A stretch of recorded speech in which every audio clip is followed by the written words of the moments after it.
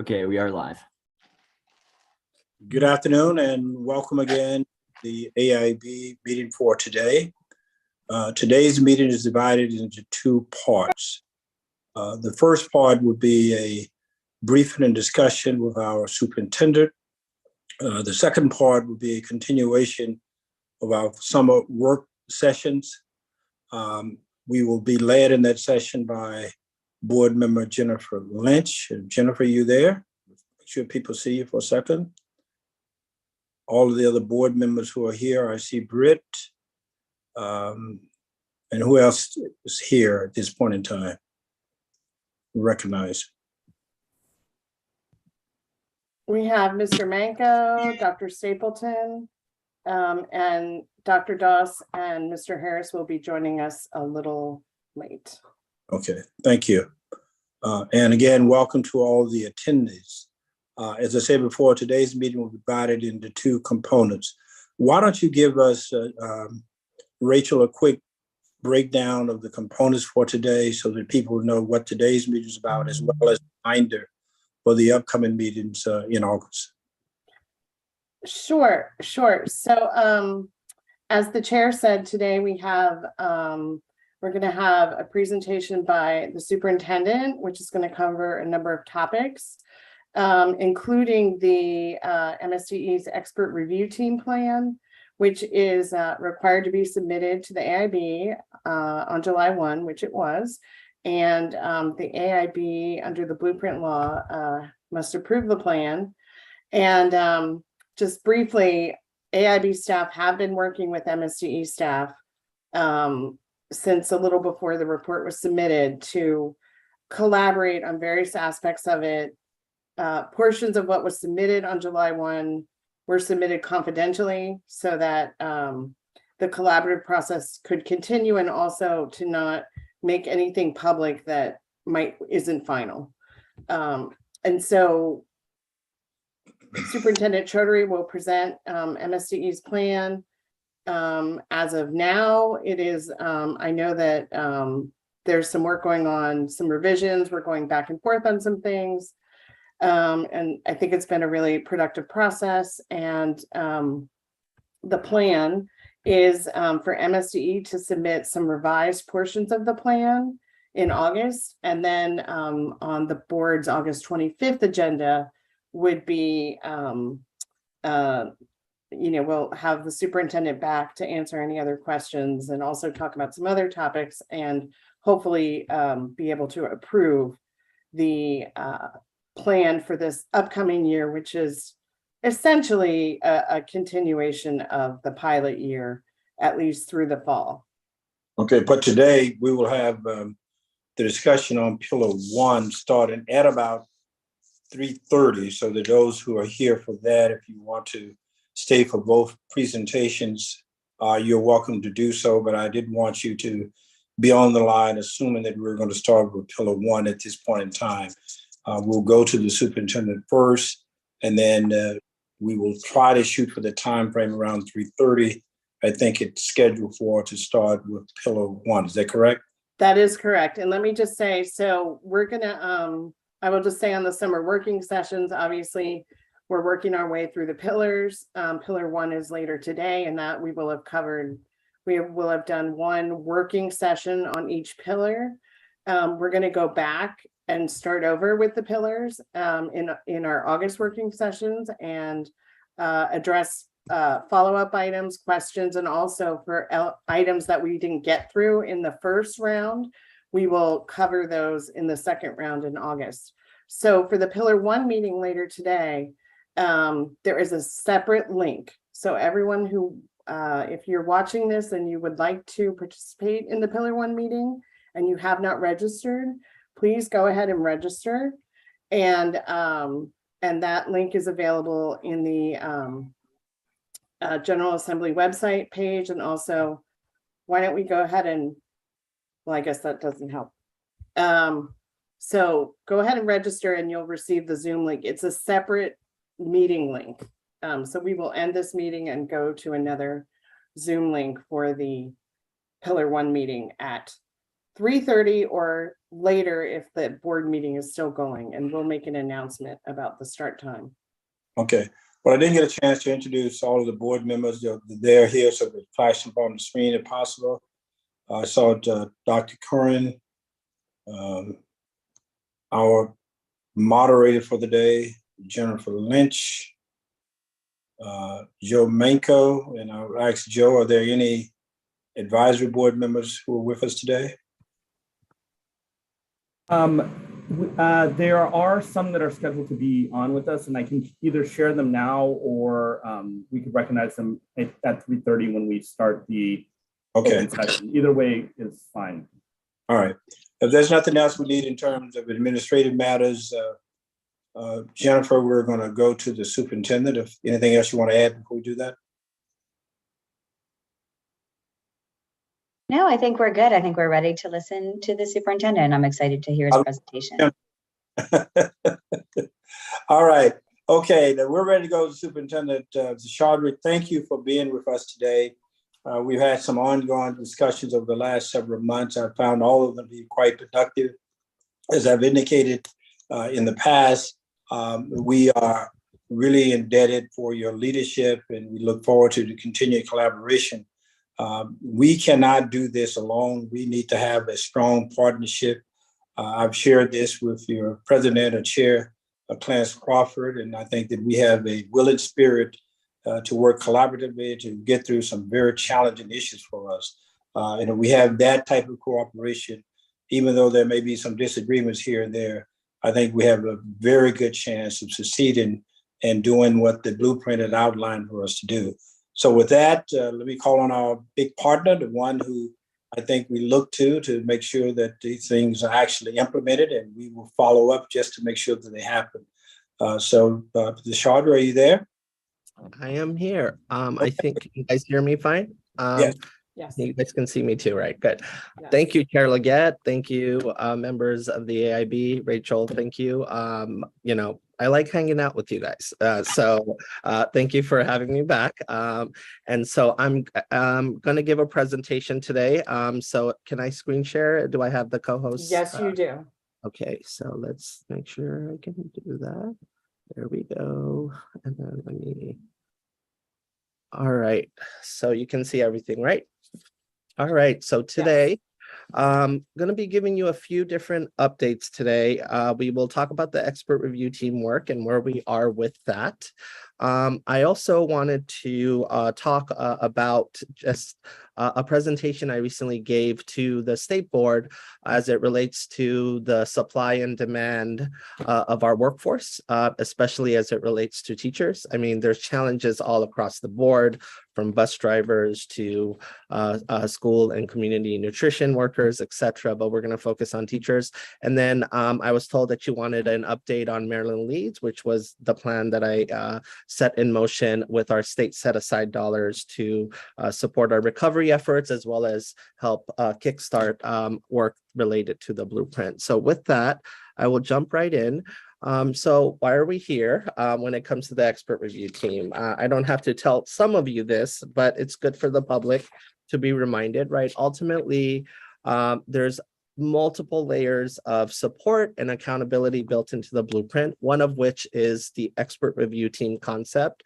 It's not a foreign concept in the country, right? People have been doing school quality reviews and then school inspections internationally, but ultimately it's a team of experts who will visit schools through a structured, scheduled approach and go observe what is happening in our classrooms each and every day, and then ultimately provide feedback to that school, what's working well, what's not working well. And those recommendations have to be very good, right? They have to be expert recommendations, actionable, as I often say, and they also have stakes attached to them as well, too, right? Decisions can be made as laid out in statute as it relates to whether progress is being made, is the blueprint being implemented ultimately at the most important level, right? With the adult in front of the classroom, in front of the children. And then it can do things like curriculum, right? If the curriculum is not CCR aligned, where we're ultimately headed to, you can recommend or even require a trade out of that and whatever that process looks like. But we are not there yet. We want to get this right. And so let me make sure I have all of my, there you go. So the way I decided to approach this work is as a pilot. You can't just go into schools and start telling people, what's not working well. You got to get this right. And there have been school quality review processes. I mean, if you look at the school inspections process from England to Singapore, they've changed it over time. And they have lessons learned. So we're going to have lessons learned. The benefit is we can study them and see what has worked well and what hasn't. And then, of course, there's our context nationally as well as Maryland. And so one of the things that we wanted to do is make sure I used last school year, which was my first year, as a pilot. And so right off the bat in the fall, I started kicking off the pilot. So this is a quick summary slide, and then I'll go in depth into some of these concepts. We put together teams of 6 experts spanning teachers, school leaders, and other experts to visit schools, to ultimately diagnose causes of student performance trends, both positive and negative, and as well as look at the fidelity of how well the blueprint is being implemented. Have tight protocols for how to visit and pressure test that rubric, pressure test the process, pressure test even how we ask questions. And we had over 400 applications because one of the things we wanted to do is build a bench, because we want to have a set of reviewers that, because like mentor programs, you could have reviewers drop off, change their mind, etc. You want to have a deep, strong bench and more than you would want. And so I'm going to make sure that that continues. But we did get a great response. And, it's a stipended position. We will cover travel, hotel, etc. And we ultimately built a bench of 120 experts. And so they are ready to be trained. And one component of that is to go through training with the AIB. And we've started having those conversations with Rachel. In addition to that, the way we have laid out the visits, it's 50 schools, right? Starting this coming year. We want to use this coming fall as an extension of the pilot, and I'll say why more later. And then we'll talk about the methodology to pick the schools. Now, the blueprint says learning loss, right? The schools that have experienced learning loss. But I think there's different ways to measure and cut learning loss. So we'll talk about what we're doing so far to look at that. So here's just the timeline again of where we are. So as you can see, overall, we are at a place where we have submitted to you the deployment plan, the tentative deployment plan. We have started feedback, as Rachel has stated. We've already started making some changes since we have submitted it to you. And so I will make sure that you are aware of what some of those changes are today. But the thing I just want you to kind of see is, we started in the fall. We began to develop materials for a pilot. We actually were able to deploy a team to 3 schools. We wanted to do more, and I'll explain why we couldn't do the others that we wanted to, and then get feedback and then further refine the materials, and then ultimately leading up to the July 1st submission. And so our goal is by August, hopefully we have strong alignment between us, and then we can begin to start further piloting, and then ultimately doing the more formal reviews without the word pilot attached to it as we go later into that school year. Here's the engagement that we did in developing the pilot. We made sure, I'm new, all right? So I wanted to make sure I engaged my team and all the folks that I would want to bring in into this process, and also make sure I have the right team members on this. And so that's how I started. And then we decided to go ahead and bring some principals together, some strong principals. We ran some data and we looked at principals who serve a diverse set of demographics and how they have been doing, especially right before the pandemic. And we brought them in across different regions. We got some feedback on them on different aspects of what they would want to see, feel, touch, experience when it comes to the pilot. And then we brought in central office leaders across 4 school systems. We got their feedback. And then we deployed basically a mock school visit to a set of schools. And then then we got more feedback from those principals and the staff there. And then, of course, at the same time, we started collecting feedback from the team who actually conducted the mock visit as well, or the pilot visit, I should say. Here's where the pilot was. So as you can see, where the 3 schools are, we could not visit the schools in red because Omicron and the disruption that happened with Omicron just was too much for the campuses, and I was not going to put that on them. But we will continue that into the fall and possibly and do more schools as well, because we wanted to get across grade levels, right? But we are grateful for Dorchester Middle School, Rock Hall Elementary School, and Boonesboro Elementary School in Washington County. But as you can see, there were some that we could not do. And it was just, we thought we were back, and then Omicron happened, and it was not a fun January and also some of February, as you can recall. Here's feedback that we got as we conducted these visits, right? The pilot schools reported that communication from the reviewers was helpful. Teachers really appreciated the feedback notes that were left in their rooms. The principals liked the structure of the interview, allowing the principals to provide the realities of teaching and learning, what actually happens in the ground and how it happens. Principals felt the expert review team process was demanding, and I appreciated their honesty on that. They had many questions before the visits. The interviews and focus groups had many questions to answer in a very short amount of time. Look, anytime a group of people that are coming into the school and observing classrooms, there's anxiety. I go visit schools and I try to take that anxiety down by doing student shadows. But I can tell you, the state superintendent schools sitting in a classroom, and I'm always grateful for the teachers who treat me like a student that day. But it takes, some people, it takes the first 30 minutes and then takes an hour, but ultimately they get there. But it's not the same, right? Like when you're not around people you're used to and seeing. So that's an element in all of this we have to keep in mind. So some things that we're going to change, and we, based on that first pilot we had, right, we want to be very tight on the procedures, right, and what you exactly have to do and how you have to submit it. Can't just assume, you're going to get documents we need these documents. Well, you need to say how you want those documents and how you want them arranged. Those things matter.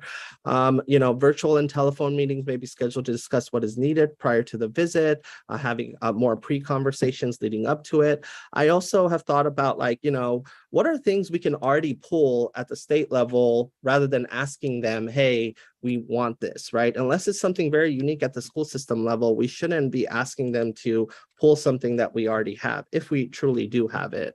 And then making sure we're communicating all throughout the process, just not one and done. People appreciate heads up. Hey, we're, 1 month out from your visit, we're 2 weeks out from your visit, or 1 week out. Like, people appreciate that. And so we want to make sure that happens. And then in the focus group process, making sure the questions are exactly designed to get what you're trying to ultimately uncover, and the questions are designed through an asset-based approach, right? It doesn't feel like some kind of gotcha or anything like that. So those are some really good pieces of feedback that we got, and that has motivated us to make some changes. Here's what the qualifications for the expert review team were. You can't just be anyone and be on the expert review team. The blueprint also lays out, right, and says, hey, these have to be qualified individuals. Qualified also means diverse and reflective of our community and our state and where our student demographics are trending. And so we took that and articulated it into having at least 3 years of effective teaching experience, demonstrated evidence of moving student outcomes. If you were a central office leader, same thing, a minimum of 3 years, having a track record of moving achievement. And if you were an other expert, a university professor, a nonprofit leader, right, making sure you had a set of qualifications as well, right? Have you done work, whether that has contributed to educational progress, and what is your evidence of that? So we want to do everything from a peer-reviewed published research paper that supports school improvement, as well as if they had prior experience as well. So that's how we approached in terms of qualifications. And then again, just the process.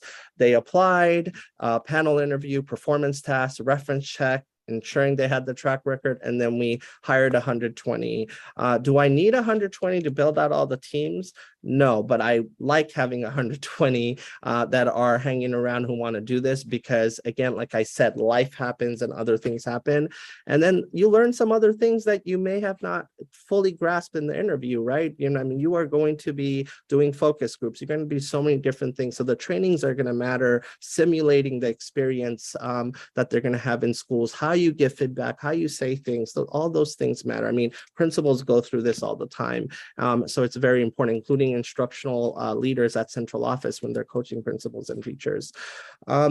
Here's what the overall deployment plan looks like. Again, I gave you a high-level overview, a little more detail here. So we will, again, extend out the pilot in the fall. Our goal is to do 50 schools all of next year. The pilot will run through the fall, and then January through May. Our goal is to try to do 8 schools each month. Of course, things could happen, but we want to start scheduling that now and lining it up, and probably have backup schools as well in case something happens. One of the pieces of feedback that we got from you, and definitely took it to heart, is that, you know, can we look at learning loss in other ways, and or measure what types of schools to visit that are not just schools that are, you know, because of proficiency rates. And so one of the things we did is we began to develop 3 different methodologies, and we're still refining it, but essentially looking at who had the greatest learning loss due to COVID-19, and there's a method to that, looking at the lowest overall student proficiency, and these are just our lowest performing schools in the state. So this is not just, these are not technically schools who experience the greatest learning loss, because they were already starting with low baselines. And then achievement gaps, right? You might be a 4-star school in the Maryland accountability system, but, you know, beyond, amongst the averages, amongst the socioeconomic class and the lower poverty levels, there are ugly achievement gaps. And so we need to make sure that those schools also get feedback, because frankly, you are not a model campus if all students are not learning at equal levels. And so that is something that we're going to look at as well. So I'm excited about that 3rd one, because that's the work. And so just wanted to let you know, again, we submitted the deployment plan and we have started making some changes. When I submitted to you, I gave you 1 methodology, but we're already developing 2 more. I wanted to just, I don't think I ever showed you this slide. I know I didn't. I've given this presentation to the state board. It's been public, but you know, we, just to understand what happened during the pandemic and just to bring it home. I know you've read about it and everything else. So Maryland didn't give the spring assessment. As you know, when the pandemic happened, it decided to take the waiver from USED and say, hey, we'll give it later in the fall. So in fall 2021, we gave the school year 19, the previous school year assessment, and it was a modified version. So in terms of even like the statistical significance and how you compare it, but you still look at things and you try to compare to the greatest extent possible. And this is what happened, right? Like, you know, all across the board, all students, all subgroups, right, moved, the baselines moved. And that's from the fall assessment from the prior school year. So this is what virtual learning at scale did. Obviously, there are glows with virtual learning, and we will continue to refine that. The other thing I would like to remind you of is we are also in the middle of standard setting. So people ask me at least once a week, I get something from either a state board member and others. And even though, you know, some of them were here when this happened, it's just, you know, we're all anxious, like what happened? Because this last spring, we gave the MCAP in all its glory for the first time. In Maryland, because as you may know already, before the pandemic happened, Maryland was shifting from Part 2 MCAP. Then the pandemic happened. So you never gave a full version of MCAP, and then you modified it. And so you gave this fall version. These are the results you're saying. Well, what do you have to do when you have a new test? You have to standard set. You have to find ranges. That is what is delaying our results for what happened this school year as we return to in person. So I hope to see a rebound effect. And as soon as we have those results, and it's not coming until later in December and January, but it's important to keep that in mind. And it's not because MSDE is slow to do this, it is truly because of the process it takes to standard set a new assessment. And we literally gave our new assessment for the first time this past spring. But you are seeing national headlines of, there are still gaps, but there's students are rebounding in places, some places faster than others. So I just wanted you to have all that in the back of your head as we begin to deploy teams and such. I'm most interested in the coming spring's results versus what happened last spring, just because, I feel like that's going to truly give us what our true baseline is, but just something to have in your head. Sorry. All right. The review process, how did we design it? So as you can see, it spans multiple months. And we really did look at across the country and what inspections look like in other places. In some countries, it's every 3 years for a school. In some countries, it's every 2 years. Singapore does every 5 years. Massachusetts does 3-day visits. New York does 2-day visits.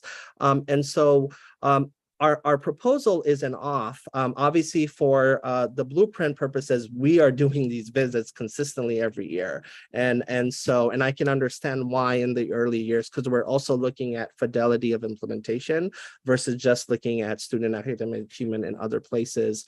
But here's, there are some before site visit activities, right? You are essentially collecting documentation.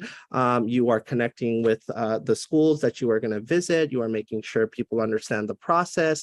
And then there's the during site visit, which will span 1 to 2 days. And you are doing the focus groups, you are visiting classrooms, you are making sure that there's a point of contact, everything, all the flow, the schedule, everything is going well.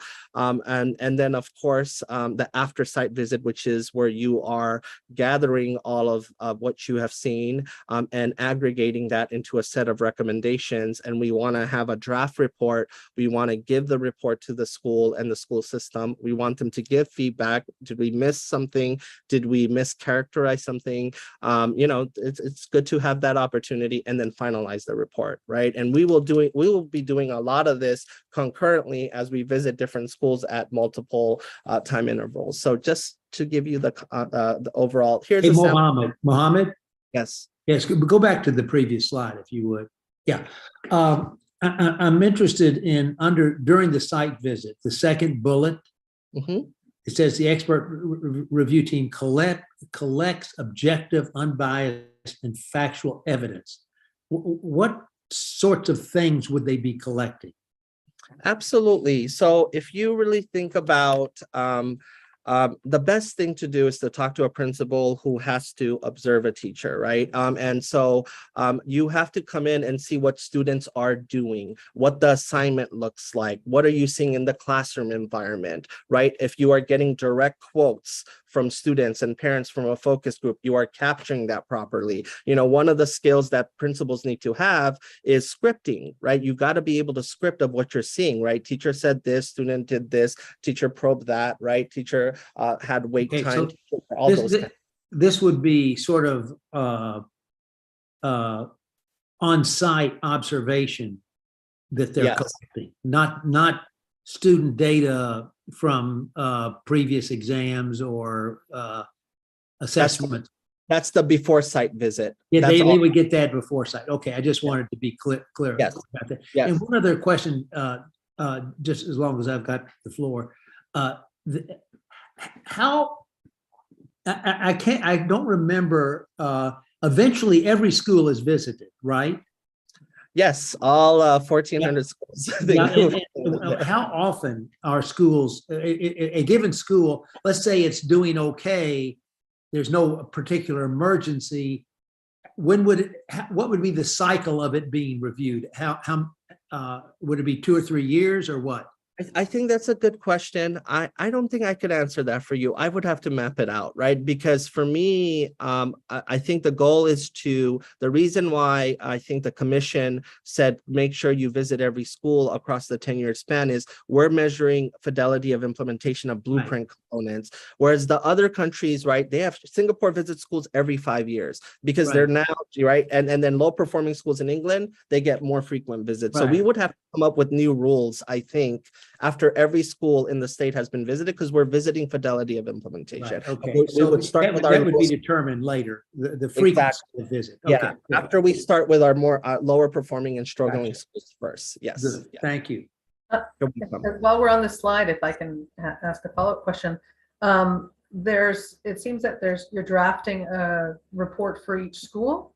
Is Yes. there some aggregation of that information that would inform the AIB or the implementation process as a whole? Like, are you finding similar issues across schools that need to be addressed possibly through legislation or so?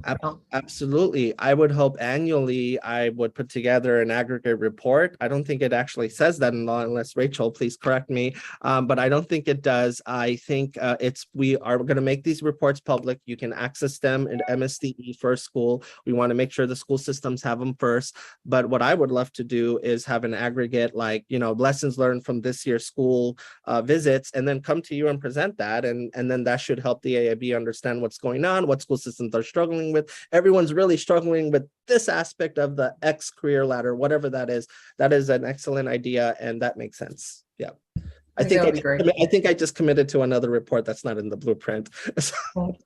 Well, just to make it, I think it might make sense for that kind of information to be in the annual report. It would be informing probably your deployment approach for the next year. So it could sort of be like Makes lessons sense. learned and then Yeah, the next that year. absolutely makes sense.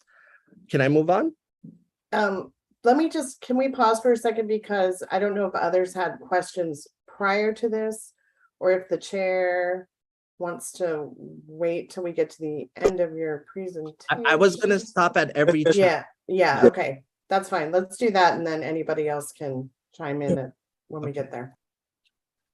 Okay, so here's a sample school site visit schedule. So just what a day would look like, right? And so we have two teams, right? One would really focus on the focus group conversations, while the others are visiting classrooms. One of the pieces of feedback we got, and it just totally makes sense, is are they going to be visiting PLCs? So that's what you see in the purple, like I showed you in the three methodologies. And so, because when you're visiting a classroom, there might be conference periods or job embedded PD scheduled into the school day, as the career ladder wants to see more of that. So we can break up teams into you're visiting classrooms and you're visiting a PLC and watching a PLC in action.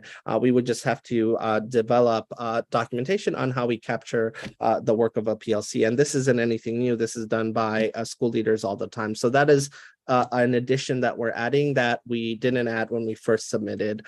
So this is a sample visit.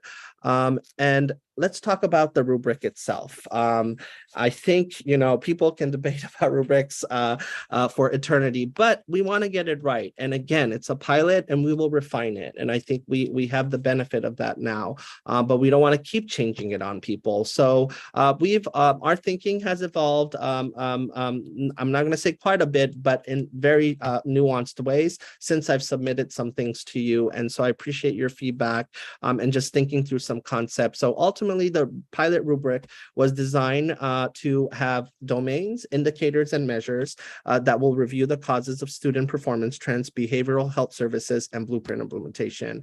Indicators specify criteria within the domain, measures identify the component within that indicator, and then ultimately what we had when we submitted, and I think we still will keep this structure, just add in additional indicators and measures, is 4 domains, 10 indicators, 23 measures. That's what the pilot rubric had when we submitted. And we had 4 domains: curriculum instruction, student support, educator support, management, and operations. And then as you can see what the purpose of each one of those domains are.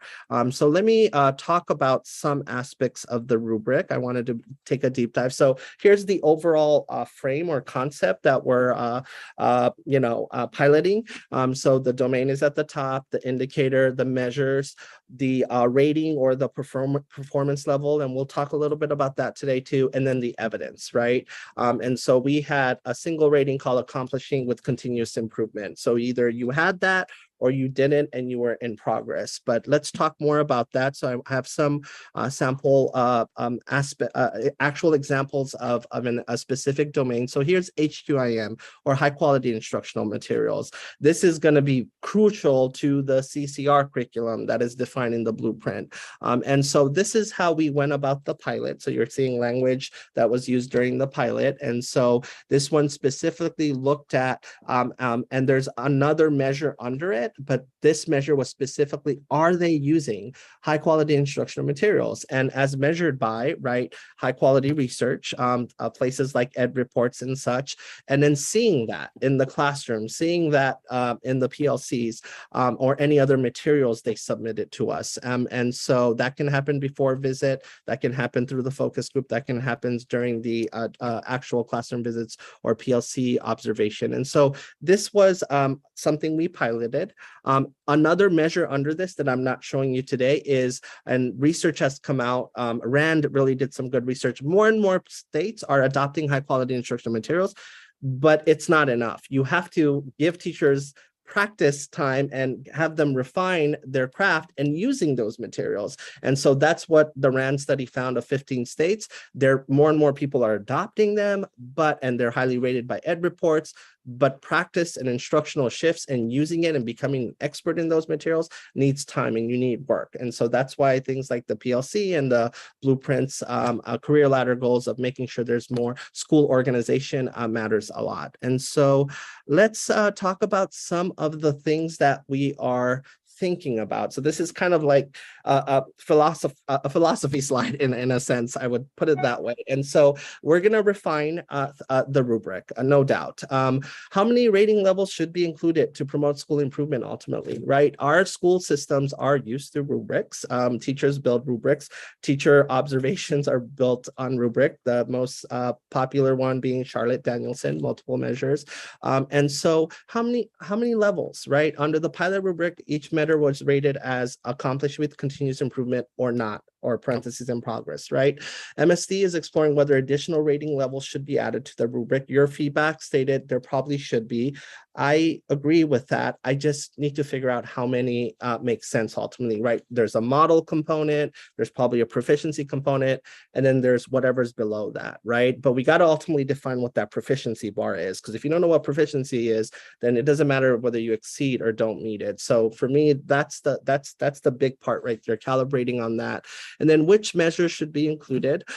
We appreciate the feedback given. And so ultimately we are looking at the school level, right? And so for community schools, we are going to go ahead and add, for those that receive a concentration of poverty grant, really looking at the work that the blueprint triggers and requires of them to do as part of the concentration of poverty grant to build a high quality community school model, looking at the use of the freshman 9th grade tracker, looking at secondary literacy and not just early literacy if students are not reading by 3rd grade, looking at the pathways work that is happening at the high school level. And then the other thing is looking at the school day, looking at school organization, and are we maximizing educator collaboration? I mean, I often say, show me a master schedule and I can tell you a lot about a school. And is intervention built into the day, is school day, high quality school day tutoring, how often are teachers collaborating, etc. So those are some things right now we want to further add and refine. And then finally, how do we ensure the expert review team process works well with the state accountability system?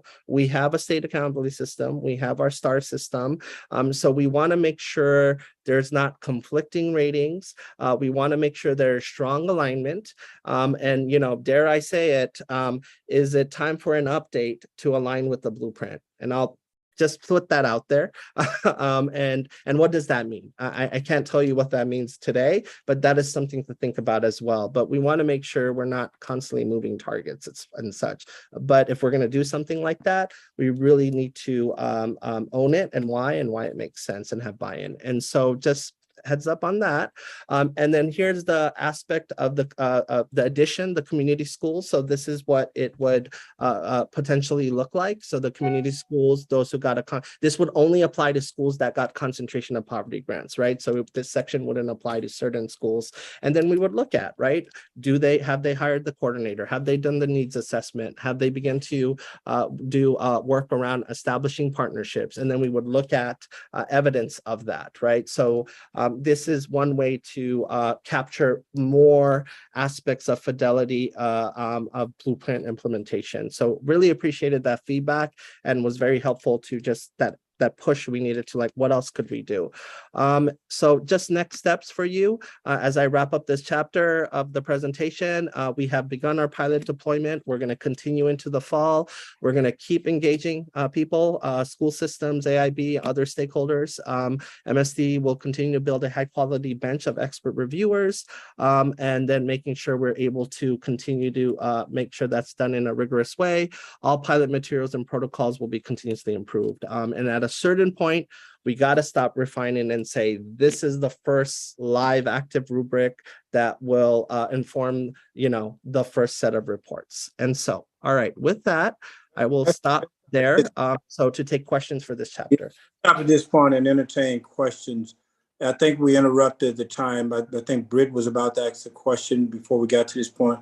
Were you complete, Britt, or was there something else you needed to add? I had two other questions. All right, go ahead. The first one is the MSDE is expected. I'm talking about model curriculum, and I think MSDE is supposed to develop a model curriculum. It's a model for the LEAs. They're not required to use it, but it's there for them to. In your experience, and based on what's happened in the past, to your knowledge, do local districts tend to use the MSDE or the in a different state, whatever the state board's model curriculum is, or is there wide variation?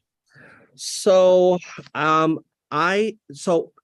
there's something that states, so the answer is more and more states, since they have gotten aggressive about, you can't mandate curriculum, but have gotten aggressive about putting a spotlight on, here are the 5 high quality curriculum in 3rd grade that ensures reading well. The research is aligned, and they essentially assign stakes to it. They said, if you want this grant, you got to adopt this curriculum or show evidence of that. So, but it's usually not one ice cream flavor. It's like 5 options you can choose from that both count. And so more and more states are beginning to shift that. That RAND study was based on those states making a library of high quality curriculum available. In our case, we would call it the CCR model curricula.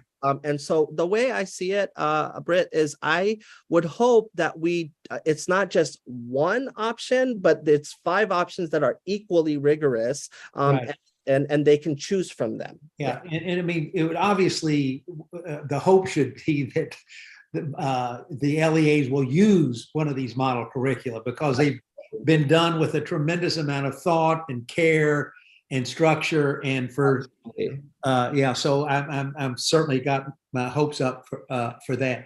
On the rubrics for the community schools, you had the various things you would be checking. Yep. One of the things they're supposed to have are after school academic programming and summer academic programming. I didn't see that on the list. Maybe I didn't read it. Yeah, no, this is me brainstorming, but in that needs assessment, so they have to complete a needs assessment, and in that needs assessment, there's so many things in that needs assessment. So I didn't pop it out for here, but that's a good catch to make sure our outer school providers and such are like, it's not an afterthought. So I appreciate that. Yeah. Good. Okay. Thank you. Yep. All right, Rachel, any other questions there? Yes, Dr. Lynch and then Mr. Manco. Thank you. Thank you so much for the presentation. I really appreciate it. I actually have a couple questions. My first question is, how are the focus groups, the classrooms, the participants, how are they all selected as part of this process? Yeah, so for the pilot, we let the schools choose. We didn't say, hey, give us a list of 100 students and we'll pick randomly, or we'll give us a list of teachers. We didn't. We let them choose. I have seen both versions. Dr. Lynch, I have seen we will pick randomly and we will just come in that day, know that we're coming in, and we will pick classrooms. And I have seen a mix. You can pick, I can pick, and I have seen a very, you can only go to these rooms. I imagine we have to reach a point where the reviewers can come and visit any classroom, but if you map out, you say, I want to, but you want to make sure, like, I want to see a third grade, you find out how many sections of third grade reading do you have? How many sections of, periods of this you have? And then say, I'm going to visit one of those. I'm not going to tell you which one. I think we need to get to a point where people are comfortable with that. And so it's more organic. But if it's not, then you are essentially, it could become a dog and pony show. And I don't want that effect to happen. And, that's why part of my visits, I'm like, you know what? I'm coming, I'm visiting, but I'm gonna hang out with a student for all day. But at the same time though, like I said, they know I'm coming. And so it's just, that's how, right now we let the schools choose. That's how we went and did that, so. Okay. And sort of relatedly, your pilot that you did had elementary schools and a middle school. Knowing that high schools are larger, is there another, would you perhaps be staying longer in larger schools? Because when I look at your projected times, like 5 classrooms might not be sufficient for a large high school. Yeah, I think that's a good push. I saw that feedback. I think staying longer or a bigger team, right? I mean, there's ways to think about it, but at the end of the day, it's always a sampling, right? So I think for a really large high school, it's probably worth maybe expanding the team. I think you don't necessarily have to add days, but you could maybe add a bigger team or add another day. I think I would be open to both ways to think about that. Yeah. That would be great. Thank you. And then I just have one last, is that I really appreciated at the end when you said you would be considering changing your measurement tools, your measurement ratings because when I look at them, I don't know that it would tell me a lot about what was actually happening behind the doors of a school, and sort of looking at the measures of what you proposed as the community school as an example. It was a lot of implementation things, but it wasn't really about the efficacy of any of those things. So it was a lot about they've checked a box of doing it, but perhaps I think what I am interested in, and I think what our legislators were interested in developing this is really making sure that what we're doing is effective for our families and for our children. So I appreciate the reconsideration of both the metrics and our measures to make sure that we're really getting at that. I think it's also going to be important. I appreciate that, but if it's a school that just got the concentration of poverty grant, they're barely doing these things. If it's a school in the 3rd year, then I need to see high quality wraparound services, thriving, et cetera, et cetera. So but that's a good trigger there because it really depends on where you are with that concentration of poverty grant. Yep.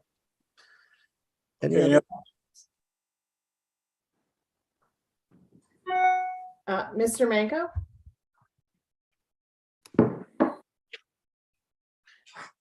You're on mute, I think, or I can't hear you.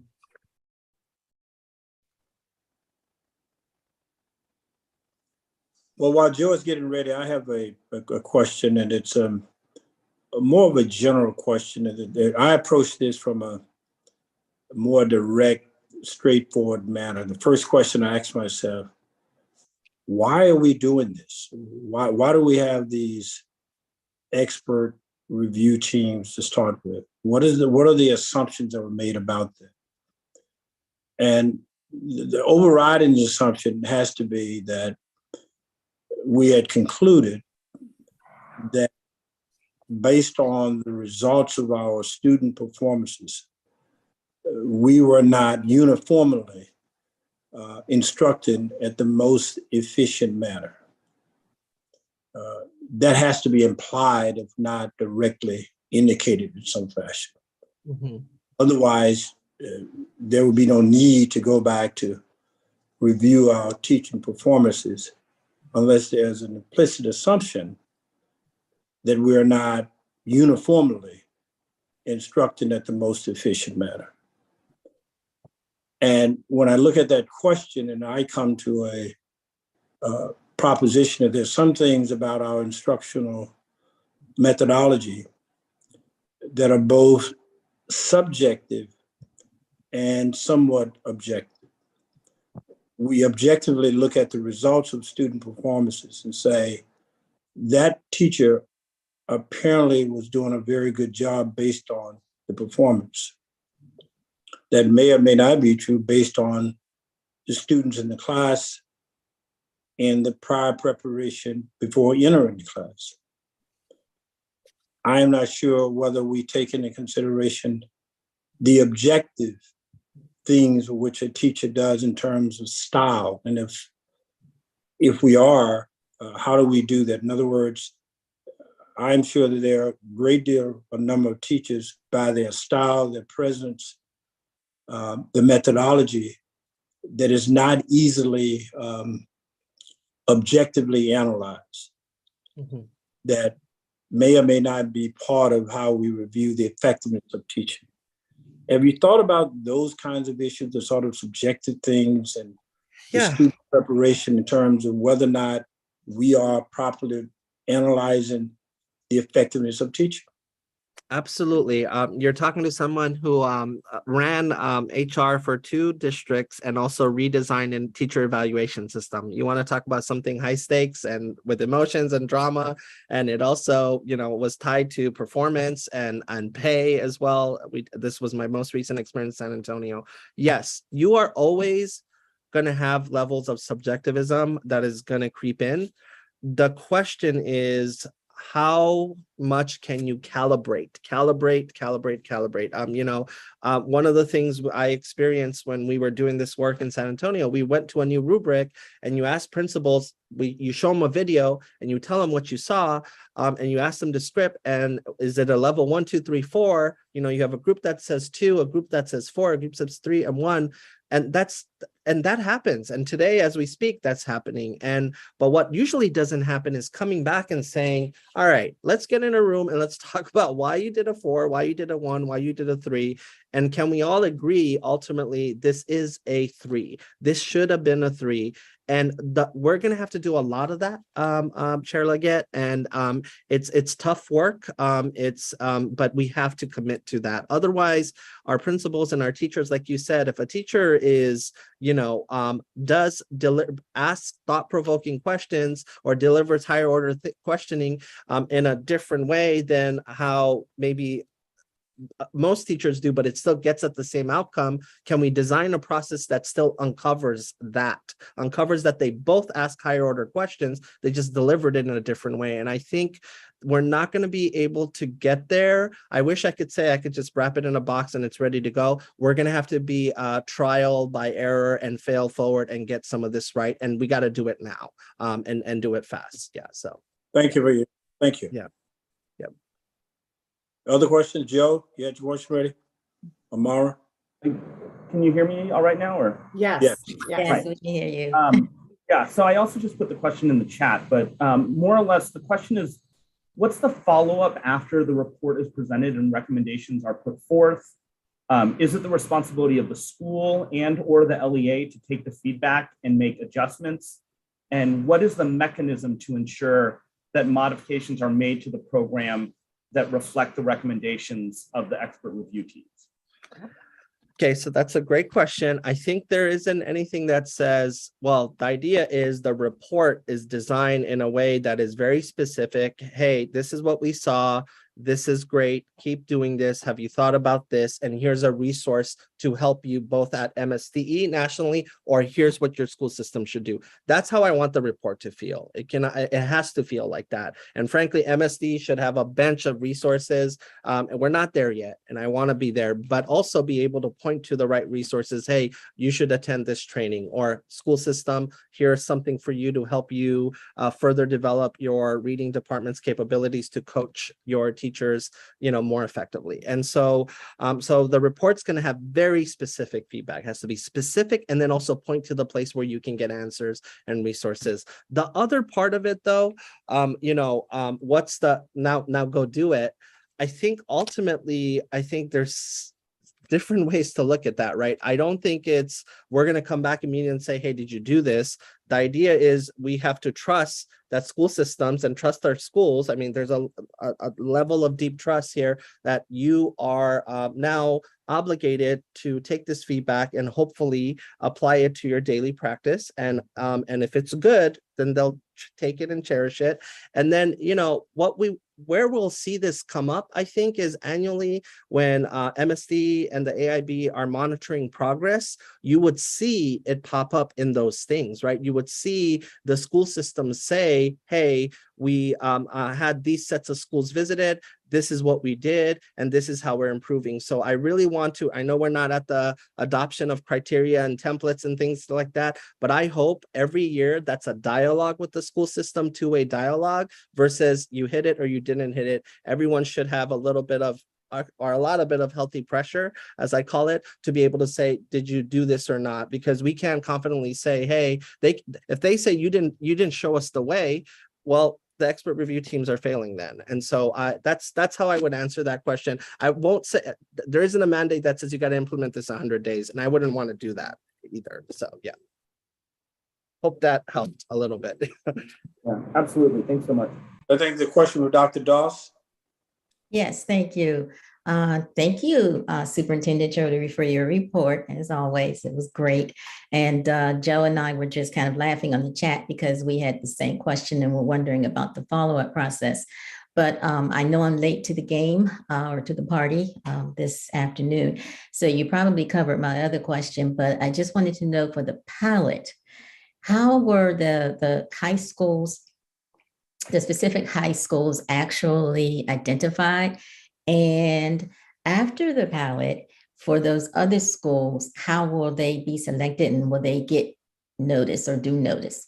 Yeah, for the pilot, we really wanted to look at schools demographically at different performance bands and places and where they were. But what we wanted to see is I wanted to find schools that were really growing kids with a diverse student body across our state leading up to the COVID-19 pandemic, because the COVID-19 pandemic messed threw everyone off. And so because our whole idea was to develop a draft rubric and pressure test it with some very strong principals and teachers at schools. In terms of going forward, we will be using 3 methodologies, and it's that third bullet.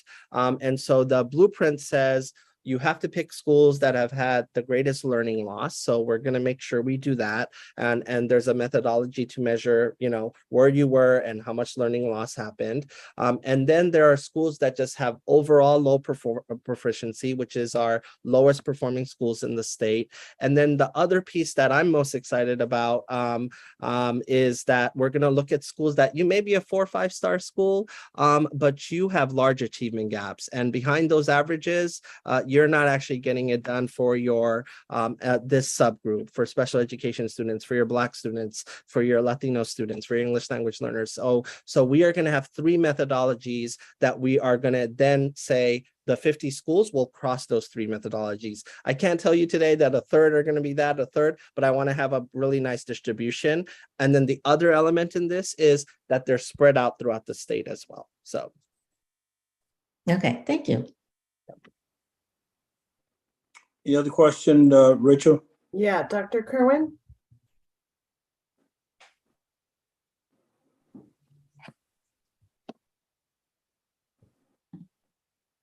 You're on mute, Britt. Apologies, I was muted. My impression, certainly from the commission report, but I think it's in the blueprint. If, let's say, an expert review team goes into a school, finds things that the school needs to change, makes these recommendations, and school performance continues to not be what we would all want to see. There is isn't there a process, a provision whereby there would be some there would be people assigned, experts assigned to that school to begin on-site working with the school, not as a review team, but on a day-to-day implementation of better practices, something like that. I definitely there is you could basically make a school replace their curriculum. That's very clearly. That's right. They would have to use one of the state approved curriculum. Yeah. Yeah. So that's in there. There's also a provision to actually send people into the school. Rachel, I don't know if I saw that, but tell me, it's a lot of pages, and sometimes I forget if that one was in there. But I know MSDE. We're not just look. We are not going to be a State Department of Education that just gives recommendations, and you can't find the resources and answers you need through my reading department, math department, etc. We're not there yet, but that is what I'm trying to build. Right. But I don't know if it's mandated. I don't know, Rachel. Let me know. I do recall there are some specific references to perhaps teaming up a principal or some, teachers from high performing schools with Yes. a low performing school to help, sort of the technical assistance aspect of That's the my follow-up. recommendation as well. Yeah. That's it. I think when we give the recommendations and say, here is the prescribed solution, I think that's where you can get at some of these concepts. And so I'll definitely keep that in mind. Thank you. Dr. Sharp, you started off by saying that initially that there have been other review processes in the past. Yes. This is not a totally new concept, maybe a different emphasis to some degree. Yes. There are some which I didn't necessarily pick this up, that you can look at and follow to say, okay, here's a model that I think has worked pretty well, which items, what are those? And you may have said it, but I'm not sure I missed it. Yeah. I didn't do a slide on it, but I spoke about just what the different places that we've looked at. We've seen some that have, went on for 10 years and then they were debunked. New York has had one that's been running for a long time. And then, of course, our international places that the blueprint sought inspiration from, like Singapore, England. That's where I really leaned on because they have countless amounts of research published on how effective they've been. And so I'll give you an example, something in England that I recently, a recent report is they've been doing these inspections, but what they've been noticing is the low performing schools tend to end up being the high poverty schools, right? And so that's not something we don't already know because of the power of socioeconomic status, but how effective are the inspections being in pushing for school improvement, and are they doing resource allocation right? And so that's one secret sauce of the blueprint: more resources for kids. So hopefully, I often say is like, we have the benefit of studying the world and the rest of the country. So hopefully we can get it right early out of the gate, and any mishaps, we do some smart pivots. But yes, these inspections or review processes have been long-standing across the country as well as internationally. Let me ask you a more direct question. If I'm in a fairly good performing school, and as a teacher, I move my students just on a theoretical number, 1 being the lowest, 10 being the highest. And I move my students from 7 to 8. I'm in another school, I'm a teacher, and I move my students from a 3 to a 6. I would think that there's a strong case to be made. The student who is still below the 7, but moved from 3 to 6, that teacher or teachers may have performed better. Amen.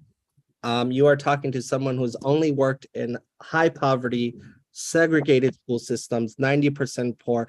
Growth is the ultimate measure of quality, not proficiency bars, which track with socioeconomic status. We want our kids to be proficient, but how much are you growing them? Of course, there is growth within high proficiency schools as well? Are you taking kids to advanced levels? Are you promoting critical thinking skills? But it's not even a strong case, Chair Leggett. Researchers have already made that case that growth is the most powerful measure, and that's what we should be looking at. And teachers who take a student who starts with a baseline of 30 and moves them to 60 within a year, they are a high performer. It's just that they are starting out with students who are very behind, and it takes a lot of skill to even get there. And then within 3 years, they bring them to proficiency. And we need to reward that, incentivize that, honor that, recognize that, study that. So. Okay, thank you. Dr. Stapleton has a question.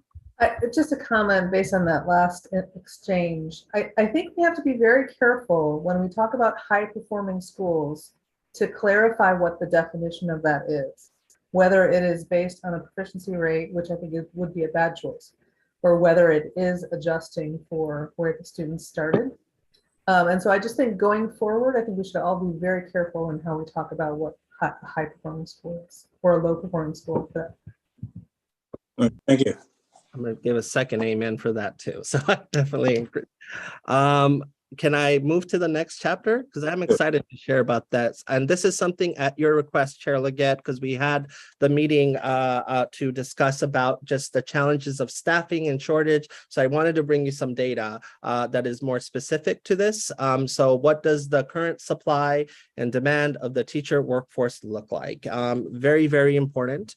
And the blueprint has several initiatives, such as taking us to starting pay at 60,000, while also creating several incentives to the career ladder. So let's look at what that reality looks like today. Just a quick why it matters, right? You know, if our kids are having to constantly have a new adult in front of them, it's going to impact student achievement. As someone who has ran HR before, I can tell you it costs a lot of money to constantly replace and onboard a new teacher. The range can vary from 9K to 21K. Attrition costs money. Attrition is bad for student achievement. It also hurts the reputation of the profession, right? Less and less people want to become teachers as a result of it. And currently the attrition rate in terms of, and you can measure it in different ways, but people leaving the teaching profession can range from 8 to 18% within the first 3 years. There's natural attrition, of course, and we have it in our state, people retiring, people moving to administration or moving to another career. There's also attrition that someone's leaving Maryland to go teach in DC, but they're still a teacher, but that's, you know, ultimately it's an attrition to our system. And then the other thing around this teacher shortage conversation, it varies by region. And so we want to make sure we understand where we have to target our resources versus just blanketly apply it to everyone in the same way. So I brought some data today. So one, just to give you a national and state context, less and less people are going into teaching. Teacher prep programs enrollment has dropped by almost by a third. The largest decline is in traditional prep, but the decline is also happening in alternative prep. These are your TFAs and others, which you can also do with in partnership with IHEs. The number of bachelor's degrees people are getting in education has declined, even though the number of bachelor degrees overall in other fields has increased. So just to kind of give you that that juxtaposition. And then alternative prep programs tend to be more diverse. This is something also true in Maryland. I'll show you data on alternative prep programs tend to have more diverse candidates and pipelines. And then enrollment in Maryland in terms of teacher prep has dropped 33%. And so let's look at that more closely. Before we jump into what our supply looks like, let's look at attrition. So here's a historical view of attrition, right? Black and Hispanic teachers are most likely to not return to teach in the state. Nationally, right, that rate is very high for teachers of color. And Black teachers have one of the highest turnover rates. This is also playing out in Maryland. And as you can see, there are many reasons for this, right? Schools have to have very strong strategies in place, but there's also, once you have them, at your campus, there's other things that contribute to people wanting to leave. And one of the things that often has been discussed is there's an invisible tax in terms of the other burdens that are placed in them when you're the only person in there or person of color. And so this is something that we need to look at and ensure that we develop very smart initiatives and policies and practices to be able to keep the people we have and then also build a deep bench. Here's just an example of a roundtable discussion we recently had. I've been doing a lot of roundtables. I did a teacher diversity one. Here's a teacher in one of our systems. And essentially, you know, she is a candidate. She's a teacher of color, but she was heavily relied on at her school to do translation because there was no one else to do translation. Well, that's not part of her job duties, but that's something she had to take on. So she talked about this double-edged sword, or that's that invisible tax. And it's not something she's getting paid for extra. It's something she's just doing. And so these are just other working conditions aspects that we should also think about when it comes to attrition, especially for our teachers of color. Here's what the vacancies look like. I asked school systems, all of them, to give me vacancy data. This is a moving target, by the way. And so some have shifted since I've collected this.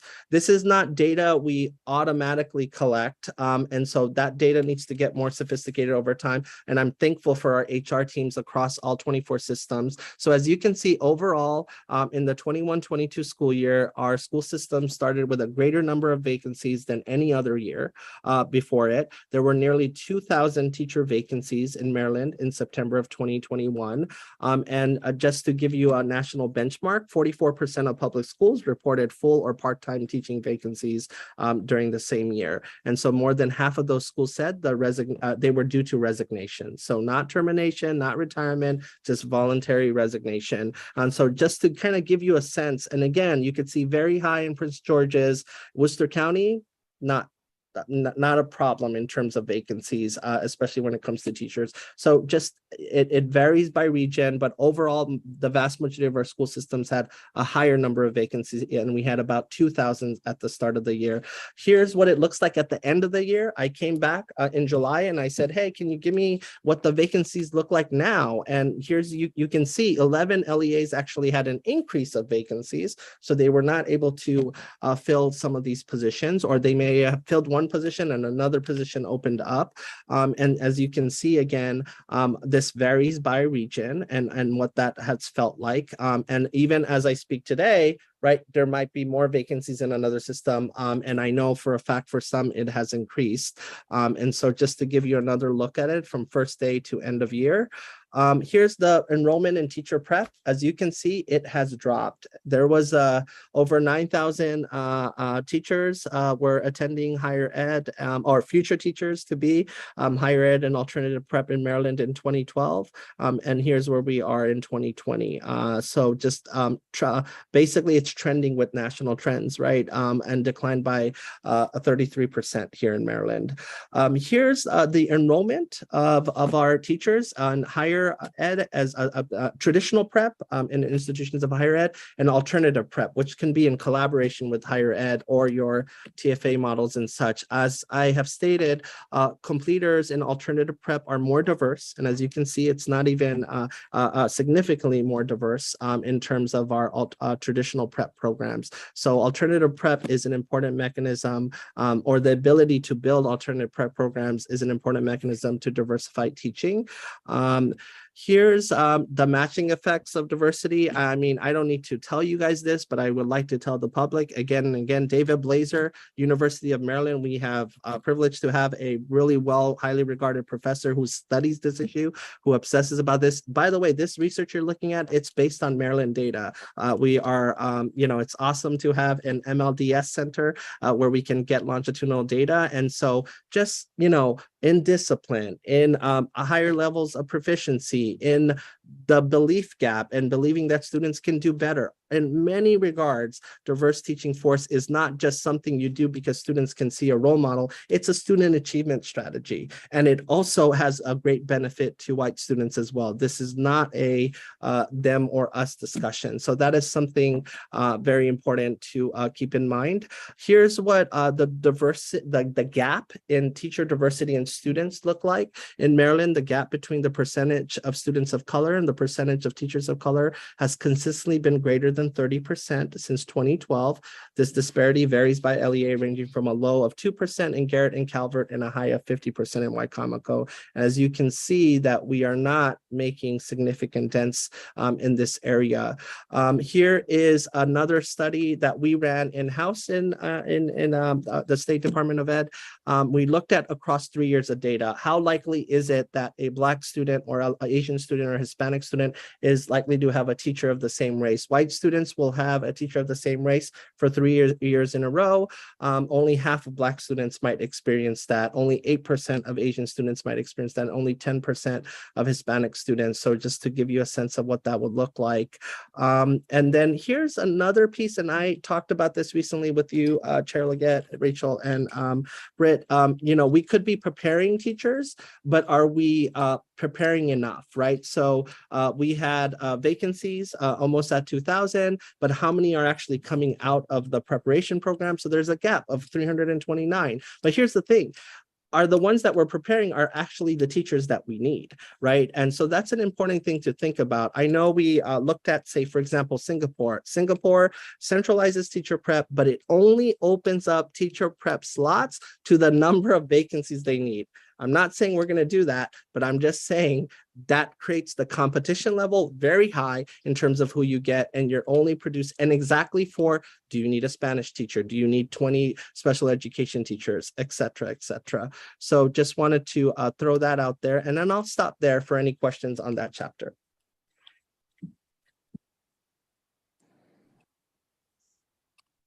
Yes, I did have a question. You brought up Black teacher retention at the very beginning of this part of the presentation. And I was wondering, do we have any specific data for Maryland on Black teacher retention? And I guess in my mind, I'm thinking, do we have anything that shows maybe certification or school assignment, professional development opportunities, whatever? I'm trying to, so this is Maryland data, so the attrition data and how many Black teachers leave, what percentage, but are you asking specific, the reverse of that? I mean, we do have the reverse of that, but if you're asking for more qualitative, like what are the factors for keeping them? We don't necessarily collect that in a systematic way, but we have the research across the country, and then David Blazer himself, using Maryland data, right, has looked at, right, what contributes to that. So, but we don't necessarily systematically say, run a survey and say, hey, what did you use to retain your teachers? Yeah. Mm-hmm. Okay, all right, Robin. Can I just add to that? That was one of the observations that the LEAs made when they submitted their diversity reports. And they suggested, and I think many of them are going to start doing, they already do them anecdotally, but really focus on exit interviews and also focus groups to identify, why teachers are leaving, or even before they leave, to identify if they're encountering challenges so that they retain them instead of losing them. But I don't think they're doing that in any kind of systemic way now. Yes. Dr. Kerwin has a question.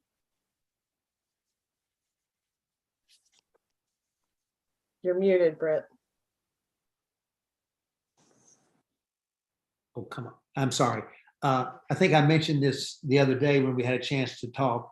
And of course, and you said it well, we basically have two problems. We have an immediate teacher shortage, but we also need to be building the pipeline of future teachers. Mm-hmm.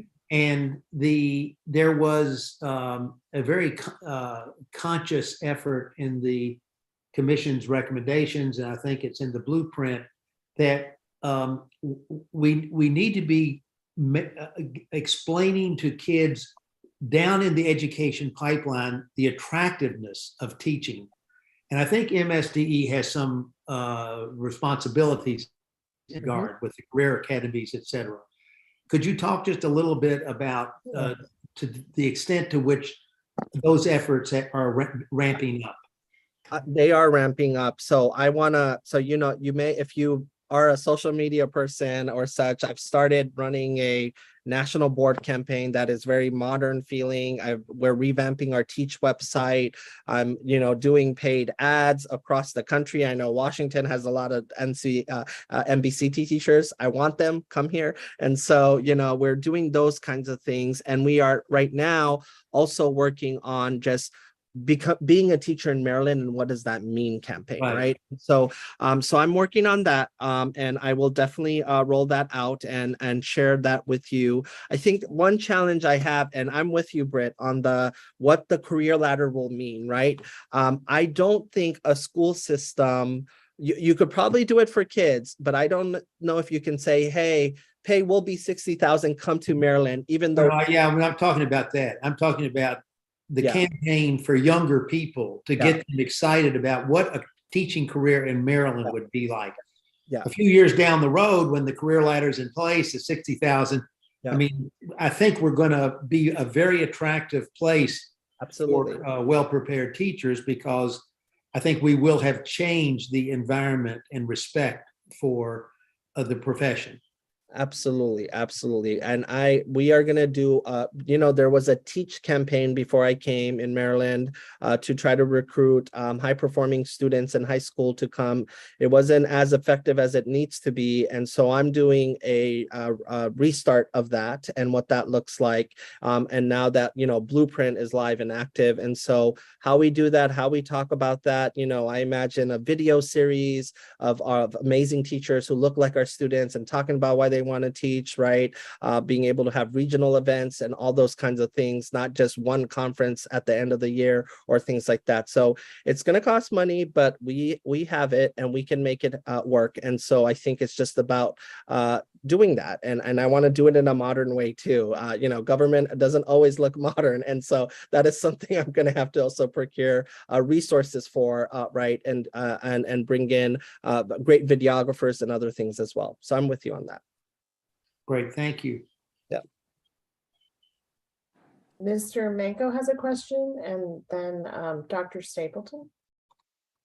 Yeah, I mean, I really appreciate your forward-thinking, long-term approaches to trying to address this issue with the grow your own models and some of the things that you were just talking with in response to Britt's question. But I also wanted to attack the second side of this, which is, as Dr. Kerwin was saying, there is a very immediate need because there's a potential that we're going to be opening the school year with many vacancies across the state. And, just wanted to get your reflections on that. If there's any way that, really in the next month and a half, we can stem the tide, are there things that that we can be doing as a larger community and in terms of trying to fill some of these gaps that may exist when the school year starts.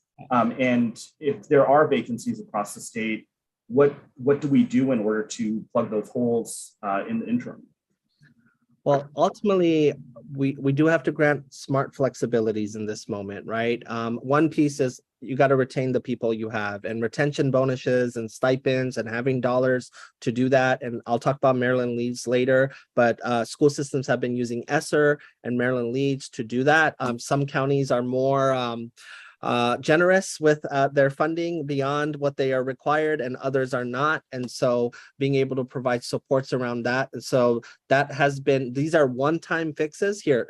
Sign-on bonuses. I think the other day I was sharing that Richmond Public Schools in Virginia is giving you moving expenses, sign-on bonuses, and also helping you, find a house. Like there's a lot of things people are doing, and we're all competing with each other. So that's one piece that's helping. Flexibilities. The state board recently gave our conditional certification teachers a longer window to be able to pass the licensure exam. That should help. I received several messages from Prince George's, Baltimore County, our big systems, being thankful that we were able to do that. Again, it's not a long-term fix, it's a short-term fix. And of course, this year is that's really the best we can do right now. we have to provide incentives, sign-on bonuses. We're competing with the Amazons. We're competing with the post-COVID world. We're competing with the narrative of teacher bashing and all those kinds of things, right?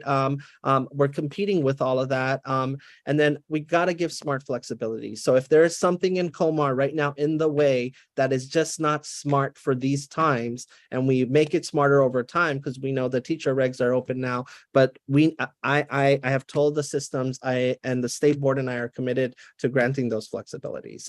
In addition to retention incentives and bonus, like CSOL is using money from Maryland Leads to give sign-on bonuses for subs so they can compete to have the greatest advantage for subs, for example, if that's how they have to start the year. So. Any other questions? Dr. Stapleton, and then Mr. Harris has a question. Sure. Just very quick. I think it's wonderful that you have found David Blazer's work, and I think that he is a gem, and the MLDS is a gem, and I hope that the board considers utilizing him and others like him to do some of our implementation and evaluation work. And I've now lost my second point. That I was going to ask you, or not, just highlight that in your sort of the recruitment of new teachers, implementation of that work, the institutions of higher education are really anxious to partner on that process, and just using them to, give feedback on what your potential strategies are, and I think would go a long way towards collaborative work in that area. Got it.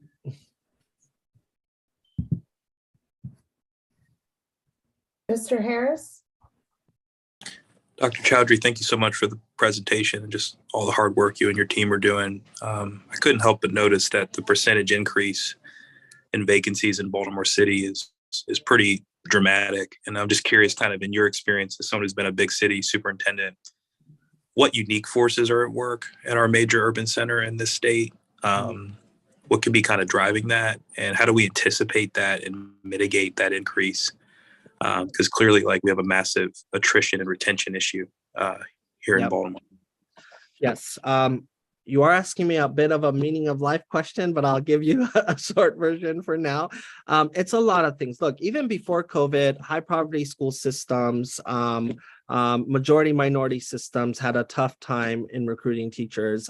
You can show me that where the highest tenure rates are in the state, and I can show you where teacher attrition is low. I can tell you, sadly, I can predict demographics of the school sometimes based on that. You can go to Montgomery County and you can see what part, you can draw a line and say what part of town has higher tenure teachers versus not. And so there is just a lot of different forces, including ugly forces at work at that, but also just policy decisions as well, right? In terms of how we place teachers, how we incentivize teachers, how we pay teachers, where do we, come and teach here in West Baltimore and be treated like a rock star, right? Like, is that the system we have designed? And I would argue we don't. The Blueprint career ladder is seeking to get to that, right?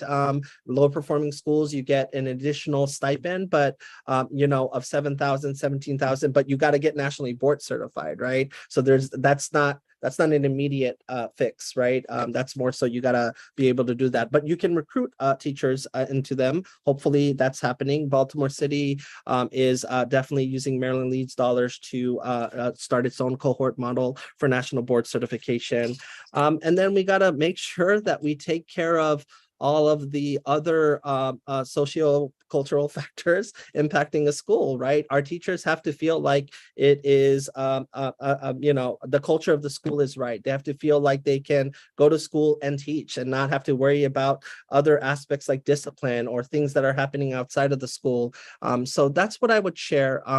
But there are explicit policy decisions that we should relook at that don't necessarily that feed into this constant same narrative that we keep seeing. And so the Blueprint creates this wonderful opportunity for us to look at that as well as implement key aspects of the Blueprint. So, yeah, I would be keen, and this is kind of a general comment for everyone, including my colleagues, to do a bit of a root cause analysis, just given the market increase and teacher vacancy in Baltimore City. And as we think about kind of this moonshot recruitment effort of new educators, I know we rely heavily here in Baltimore on programs like Teach for America, and that's great, and absolutely no disrespect to that at all. But I do think we have to look at the pipelines of where our new teachers are coming from and really interrogate whether or not the leaders we're bringing into the system are more likely to stay and stick around, or are they less likely to stay and stick around based on the realities of the system in which they're teaching.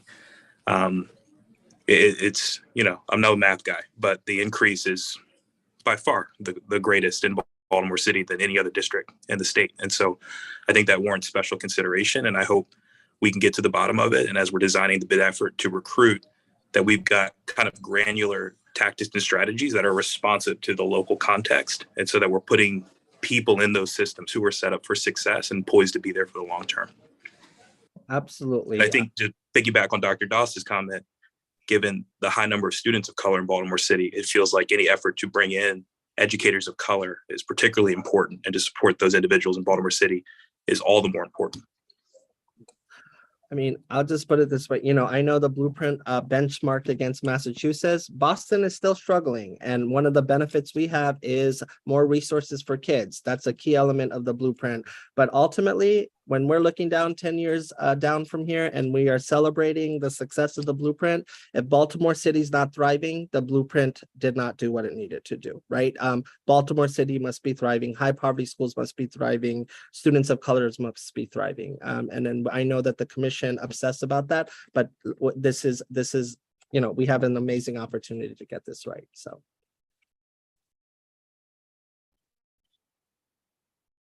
Dr. Doss, I think. Dr. Doss, do you have another question? Yes, sorry, I have another No, question. that's fine. It's good to hear. I wasn't sure if your hand was still up from No, before. no, thank you. I'm just teasing. It's good to hear some of the various ways that the counties are using the Maryland Leads money or grant. And I know that you're going to get into that a little bit more.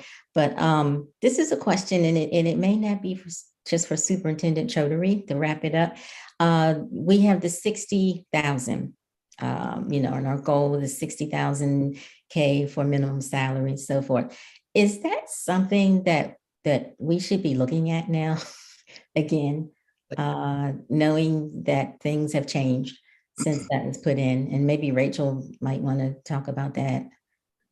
I know it's a broad, wide statement, but just want to address it. So just so I understand your question, do you mean, should we be looking at the timeline for that because it's further out, or should we be looking at whether that's the right amount or? Both. Okay. You got it.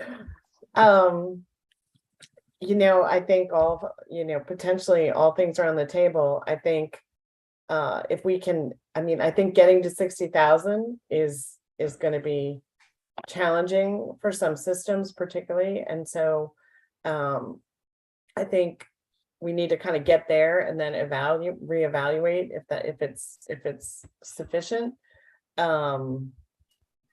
We can certainly encourage LEAs to move faster. Some have been being very strategic about growing their minimum salary as they implemented the 10% salary increase so that they could grow their minimum salary faster. And so it's possible some will get there early, but I definitely think it's a good question to be asking.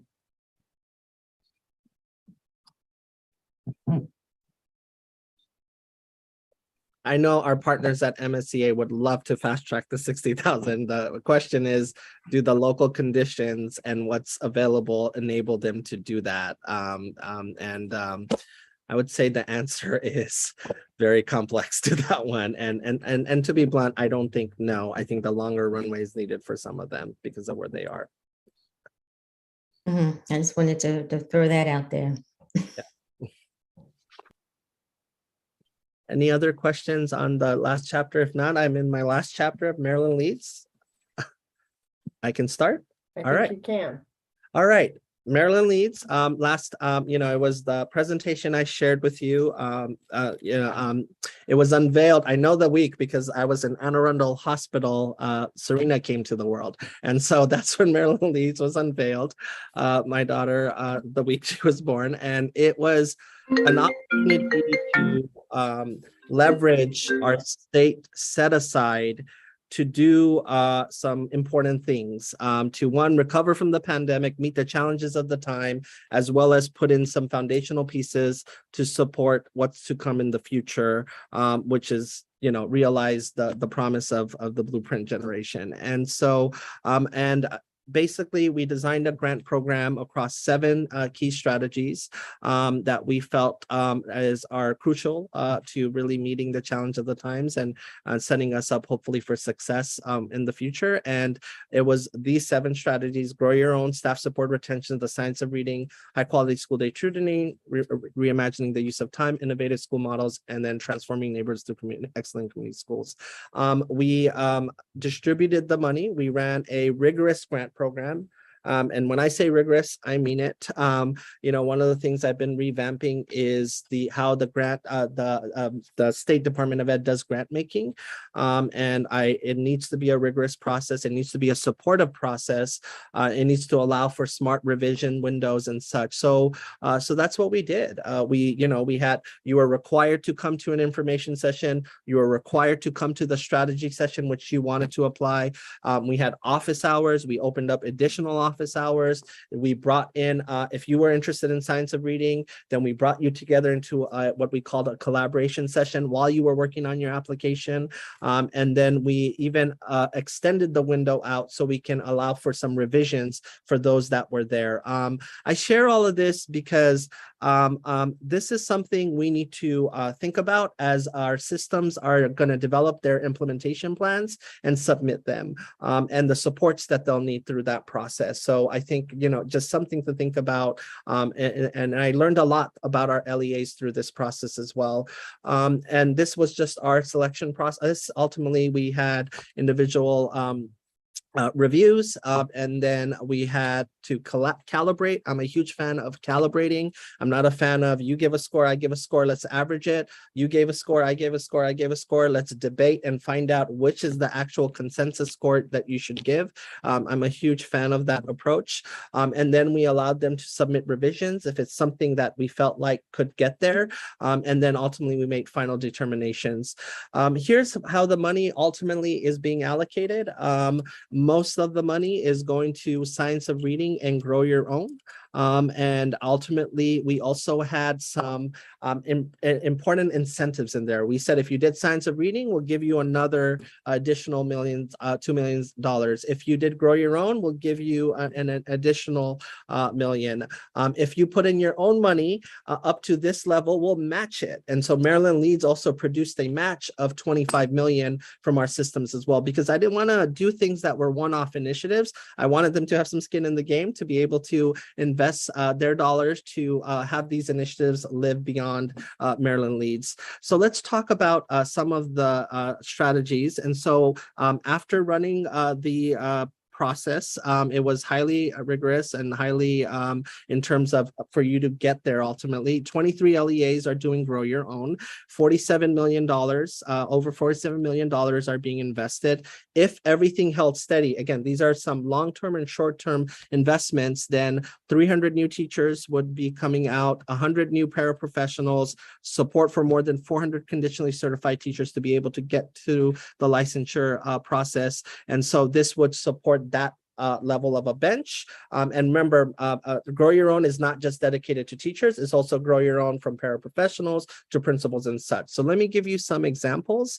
Again, Grow Your Own strategy, you guys know what that is, so I'm going to just skip past that.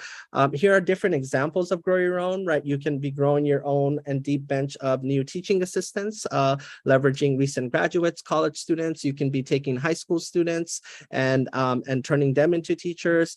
You can be taking your teaching teaching assistants and helping them achieve advanced degrees, turning them into teachers, and other things as well. One thing that is really catching fire across the country is apprenticeships, which dovetails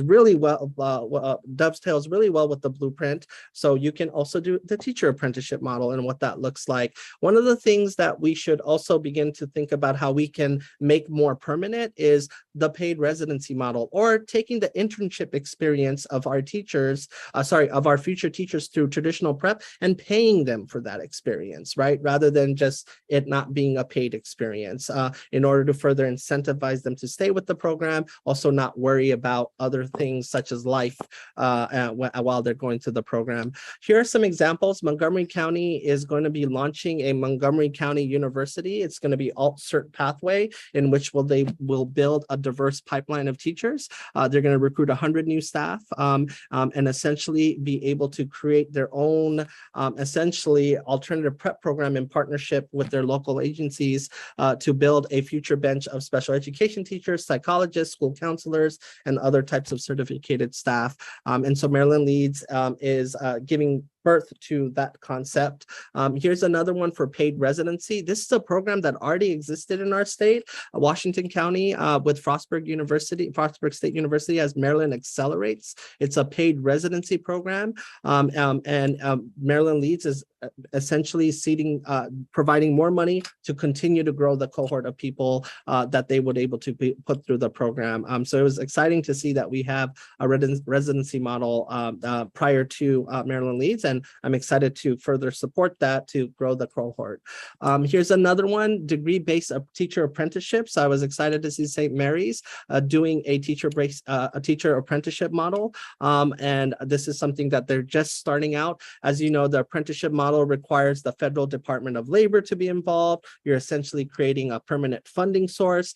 Tennessee really led the way on this with one of their school systems. And it's just something, it's another strategy to grow your own bench of teachers. Worcester County wants to diversify their administrator corps, right? And so one of the things they created is a Race to Lead program where they would take 3 teachers who they would give essentially a paid sabbatical where they would intern with a leader in their system and then ultimately put them in the pool for future administrators. And they have a smart target of how well they want to diversify their administrative pool over the coming years. And so that's another example. The next strategy, staff support and retention, a lot of this went to supporting retention incentives, and here they are, a good chunk of them. And if you notice the systems that really leverage the retention incentives, these are not our larger systems, and also with different county dynamics. Dorchester County, who has high attrition rates and challenges with recruiting, right? They are using Maryland Leads money to give retention incentives and bonuses to staff to keep them this year and going into next year. And Cecil is using Maryland Leads, as I stated earlier, to have sign-on bonuses for subs and such. And so this is one way staff support and retention dollars is being supported by Maryland Leads. Another thing that's happening through Maryland Leads is to support the career ladder implementation work. So Caroline County is going to do a massive organizational study to essentially make the necessary shifts to implement the career ladder as the blueprint expects to see. And it's a massive shift. You have to reassess where resources are. You have to think about, how you're going to move up from one level to the next. And then you have to work with your labor partners to be able to do that. Baltimore City, I talked about this, they're going to launch a national board certification cohort, essentially support. There's power in numbers, there's power in peer when you're doing something with a peer. And so they're essentially going to support they're going to leverage their existing national board teachers to help grow the future generation of national board teachers so they can accelerate that. Prince George's County is going to redesign induction. And this is something we especially should be looking at. And induction regs is something that's coming down the pike because those first 3 years, that experience can be a make or break moment, as you saw for many teachers of color, especially. So quality mentorship and making sure those things are in place. So Prince George's County will be essentially redesigning their induction experience using Maryland Leads. Science of reading, I'm very excited about this. 22 of our systems ultimately got approved to do science of reading. And they are essentially, if you were going to do this strategy, you had to do three things. You had to, one, train up all of your K-3 teachers, including your special education teachers, your principals, and other relevant staff. And it had to be a rigorous training plan. You had to adopt high quality instructional materials. And either you already have it or you have to commit to adopting high quality instructional materials. And then, of course, to further ensure enforce the promise of the Ready to Read Act, making sure that is high quality data systems and screeners are in place, so you can identify students who are struggling and provide the necessary interventions as needed. And so I'll just do a quick example of what people are doing. I won't talk through every example. Frederick County, right, is gonna, people are essentially taking different approaches. So they're either doing a train the trainer model where they're building up an army of trainers who are experts in the science of reading, and they're going to use them to train up the rest of their teachers. People who are changing curriculum, they're launching a committee, and they are going to essentially study or pilot high quality instructional materials. And you have to pick from the Maryland Leads Partner Program. So we created a bench of partners who had to meet certain criteria. So for the science of reading, there are options for them to pick them. I don't like naming vendors in presentations, so don't please ask me to. Cecil County has been well into science of reading work leading up to Maryland Leads in partnership with the University of Delaware.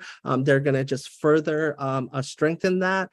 Allegheny County, again, leveraging their coaches and really leaning into the trainer model concept for training. And then Prince George's, to give you one other example of the third requirement, you have to do all three focus areas. You couldn't just pick one of the focus areas in order to do science of reading. They are going to strengthen their use of the screeners and making sure it happens at multiple grade levels and the ability to respond to that data effectively. High quality school day tutoring. The blueprint has transitional supplemental tutoring built in place. This is it's easier than done, right? There's a strong case studies and strong research. I know some of you know this very well on high quality school day tutoring, but to do it well, you have to have a bell schedule during the day that enables you to do small group tutoring. You got to train up your tutors. You got to make sure you have a deep bench of tutors. So we didn't get a lot of proposals for this. And the ones we did, right, it took a lot of different revisions to get them where they need to. And so here are examples of the high quality school day tutoring initiatives. For example, Kent County is going to partner with IHEs to build a pipeline of tutors, and then as well as grab interns to be able to essentially work with their students. And then they have targets, because every program had to set SMART goals for what they're going to achieve and realize. Queen Anne's County is going to redesign schedules to embed tutoring during the school day so they can increase the percentage of students of color who are in their AP classes. And then Baltimore County, again, you can see they want to increase algebra participation. And so excited to see that, especially at the middle school level. But again, high quality school day tutoring, it takes a lot to pull off because you've got to really redo your master schedule for that. Reimagining the use of time. This one was kind of a, let's see, I wanted to create a bucket of strategy that allowed them to do some unique things that was had more avenues where others were more focused, like grow your own, staff support, retention, and such. And so $15 million are being invested in being able to use a creative use of time, whether it's increasing teacher collaboration, whether it's finding deeper learning opportunities for students. And so here are some examples of what's happening. Carroll County is using this to scale apprenticeships. And so they are using the dollars to bring on an apprenticeship coordinator because one of the, right now, the system with the most apprenticeships, they're at about 100. We don't have a lot of youth apprenticeships yet, is Washington County. What is their secret sauce? They have a central office role who obsesses about apprenticeships every day. And so that is something as Carroll County is doing. And then Calvert County is just, they want to deepen students' experience of social studies. And so learning. And so they are using Maryland Leads to take on a deeper learning project-based inquiry approach with that. And there's other examples as well. Harford County is essentially doing work to help basically create another multi-year planning process to do more wraparound services well. And so that is something that they're going to do through the reimagining use of time. And Howard County is looking to create a new model of extended day. So going back to that whole summer school and extended learning opportunities, especially for their high school students, especially the students who are undercredited and overage. We cannot forget about those students and make sure the blueprint supports them to be successful as well. And then the next strategy is innovative school models. $4 million is going into that. I didn't get a lot of proposals for this, but the ones I did get, here you go.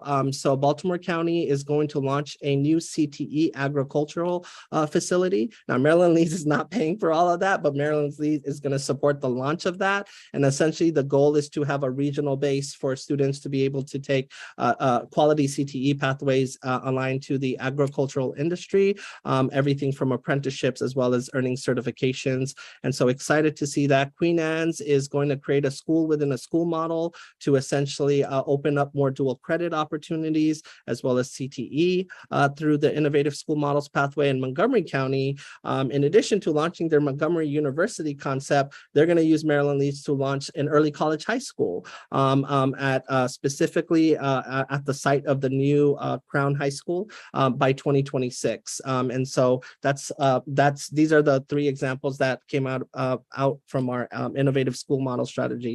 And then finally, transforming neighborhoods through excellent community schools. The big concept around this is it's what Dr. Lynch was getting at. Essentially, we have this concentration of poverty grants coming in. You're hiring a community schools community schools facilitator. You're doing a needs assessment. You have all these nonprofits in your community.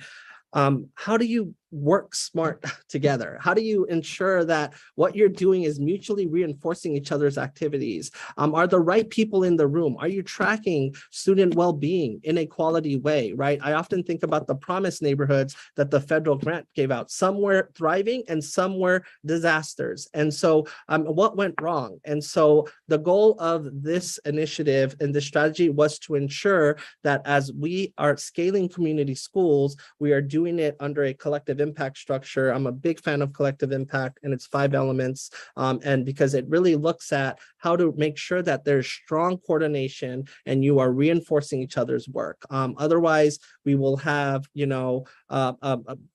not a lot of impact, especially on the wraparound services concept. And so that is, here are some examples of what our systems are going to do related to that, really focusing on neighborhoods rather than just individual schools, right? What happens to students outside of the school day will matter as much as what happens inside. And then, hold on. Oh, and then with that, you can get, you can download a summaries of all of Maryland Leeds District's investments on the Maryland Leeds site. I have one-pagers that are summaries on there.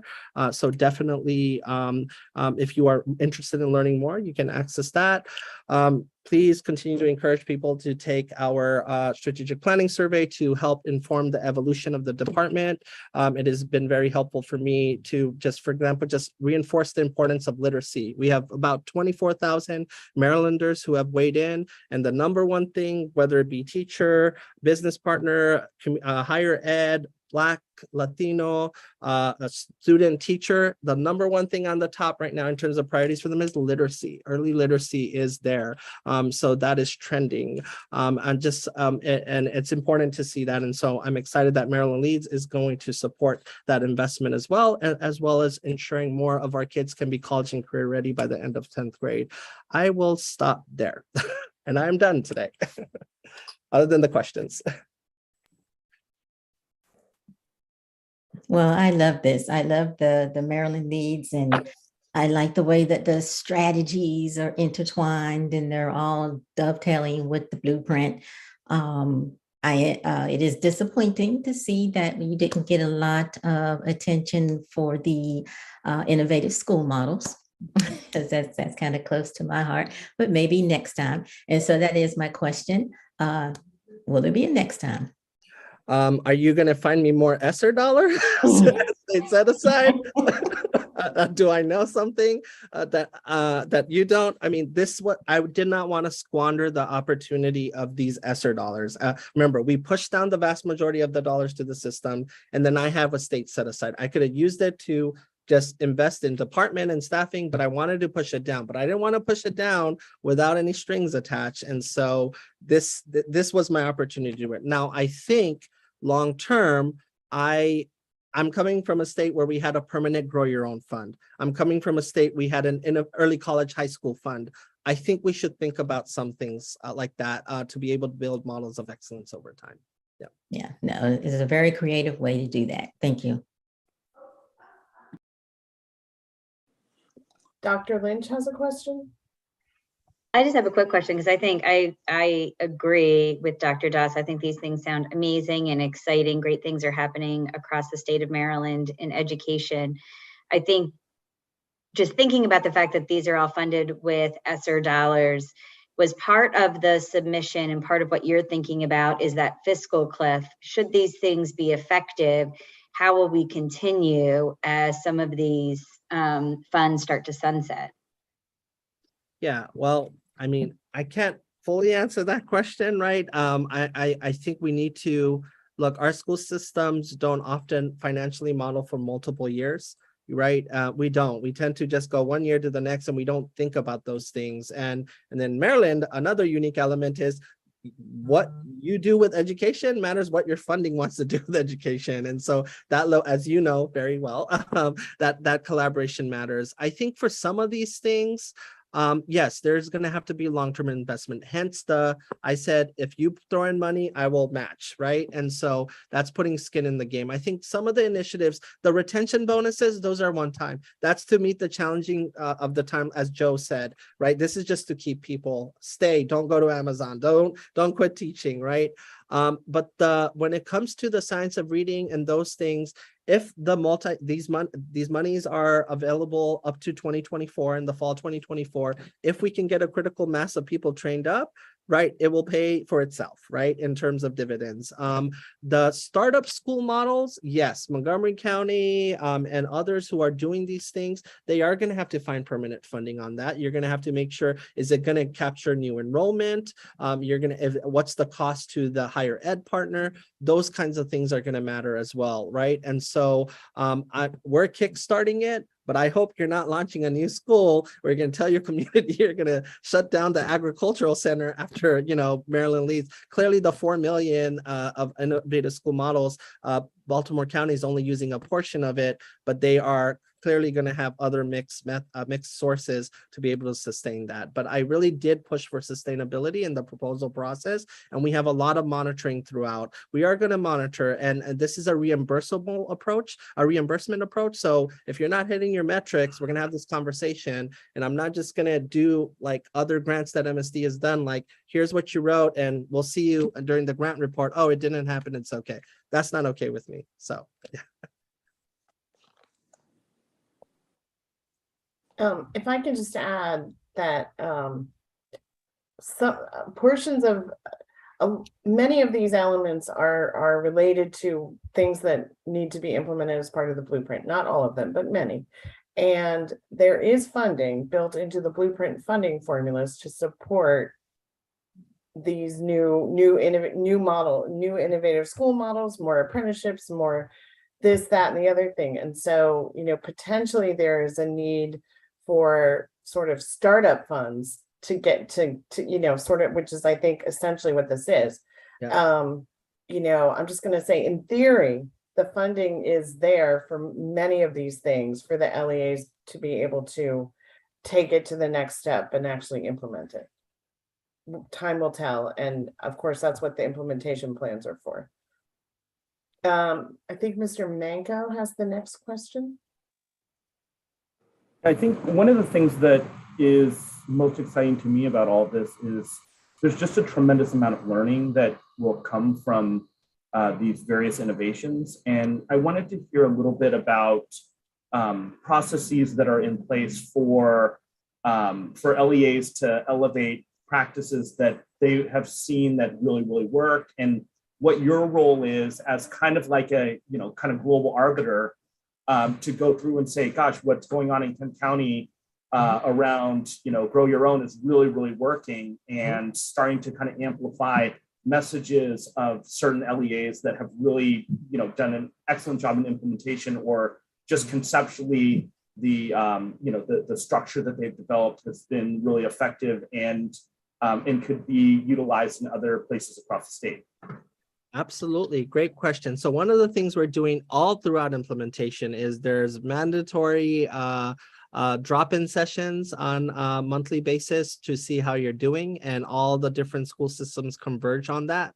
We are also doing something called communities of practice. As part of your attestation, you must participate in the communities of practice that we convene. So everyone who's doing science of reading, everyone who's doing high quality school day tutoring, how's it going? What's going on? Oh my gosh, we're behind. Okay, what's the pivot you need to make? Those kinds of things. So that will happen all throughout the year. I have promised the state board that I will leverage a slot in the agenda to invite a school system to share an update on their Maryland Leads investment, because the state board is really obsessive about literacy. I love that about them. And then I want so lots of check-ins, and I want all of that to converge in summer 2024 to do a Maryland Leads conference to talk about and show off what Maryland Leads has done. And so people can learn from one another, and we can study things and say, hey, should we be, we really should be creating a permanent grow your own fund, et cetera, et cetera. But I'm not just doing that conference and waiting until 2024. A lot of stuff is going to happen, such as the communities of practice, the drop-in sessions, the state board forums. And I'm happy to also give you guys updates every now and then with how things are going. So.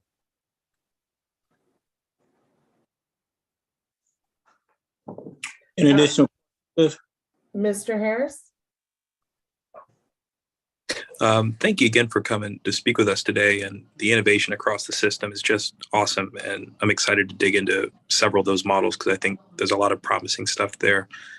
I think just kind of stepping back from broken record today, this feels like the teacher make is a bit of a hair on fire problem and crisis. And so I'm curious, what do you need from us? What do you need from the public? What do you need from core stakeholders? We get our arms around this, because it seems like the need is extremely urgent. Like, a lot of this is kind of moot if we don't have great teachers in the classroom.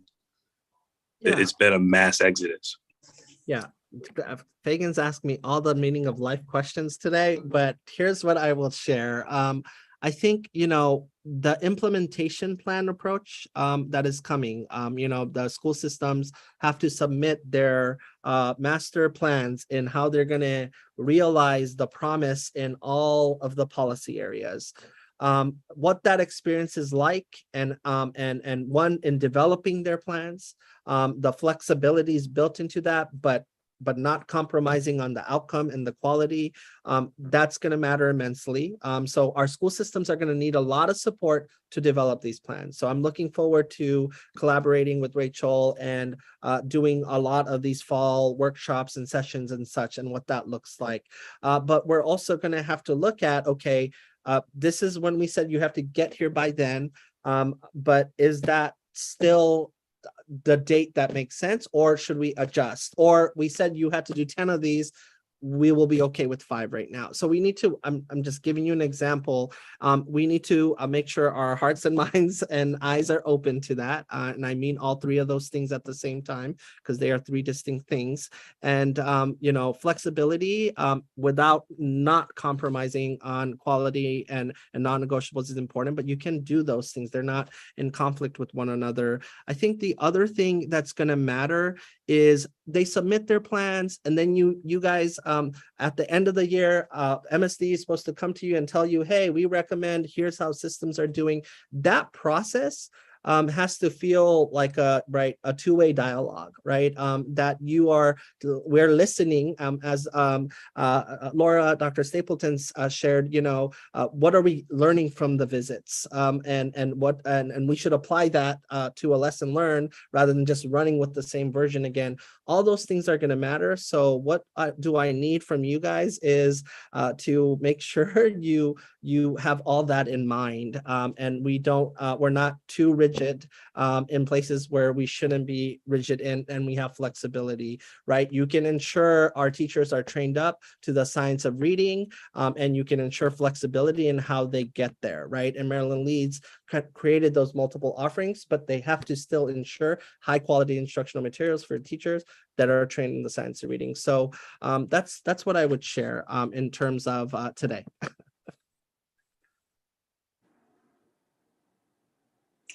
The additional question, Rachel? I don't see any. Okay.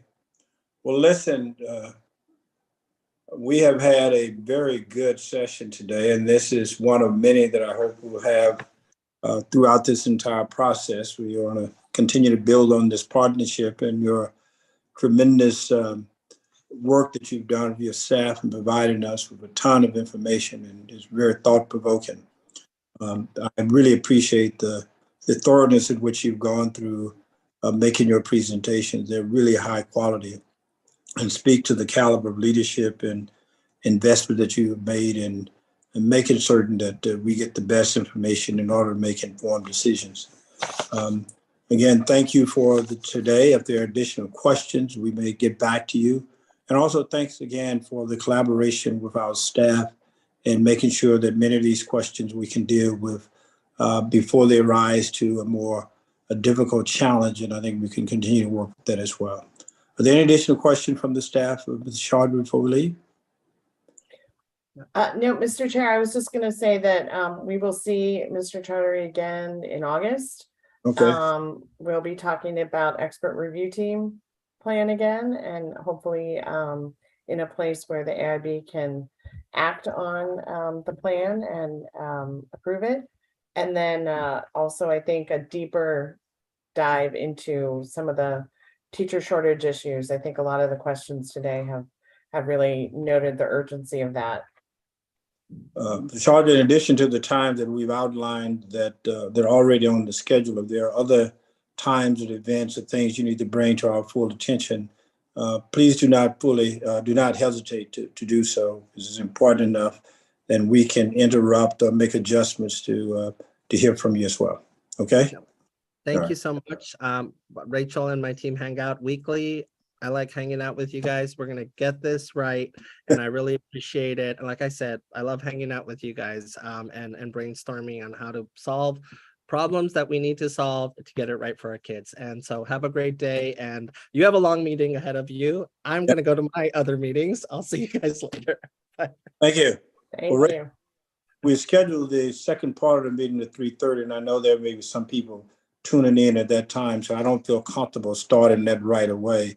So I feel that we have to stick to the 3:30 time because we start, then people who did not participate in the early meeting will not be available for that meeting. So I think Absolutely. And this will allow us to take, about a 15-minute break, which we try to do anyway. So just a reminder that there's a separate Zoom link for the 3:30 session on Pillar 1. Do we have a separate link for that for us as well? Yes, and we'll make sure we resend that so that it's at the top of everyone's inbox. Okay, got a little extra time. Try to come on about 3:25 so that at the minimum, we'll be ready to go right at 3:30. Okay? That sounds good. Thank you. Can we have a motion to adjourn? Yes. Yes. Do you understand the motion? So moved. Is there a second to the motion? Second. We moved and seconded. We adjourned this meeting today on the 28th of July. All in favor, please indicate by saying aye. Aye. Aye. No opposition. The ayes have it.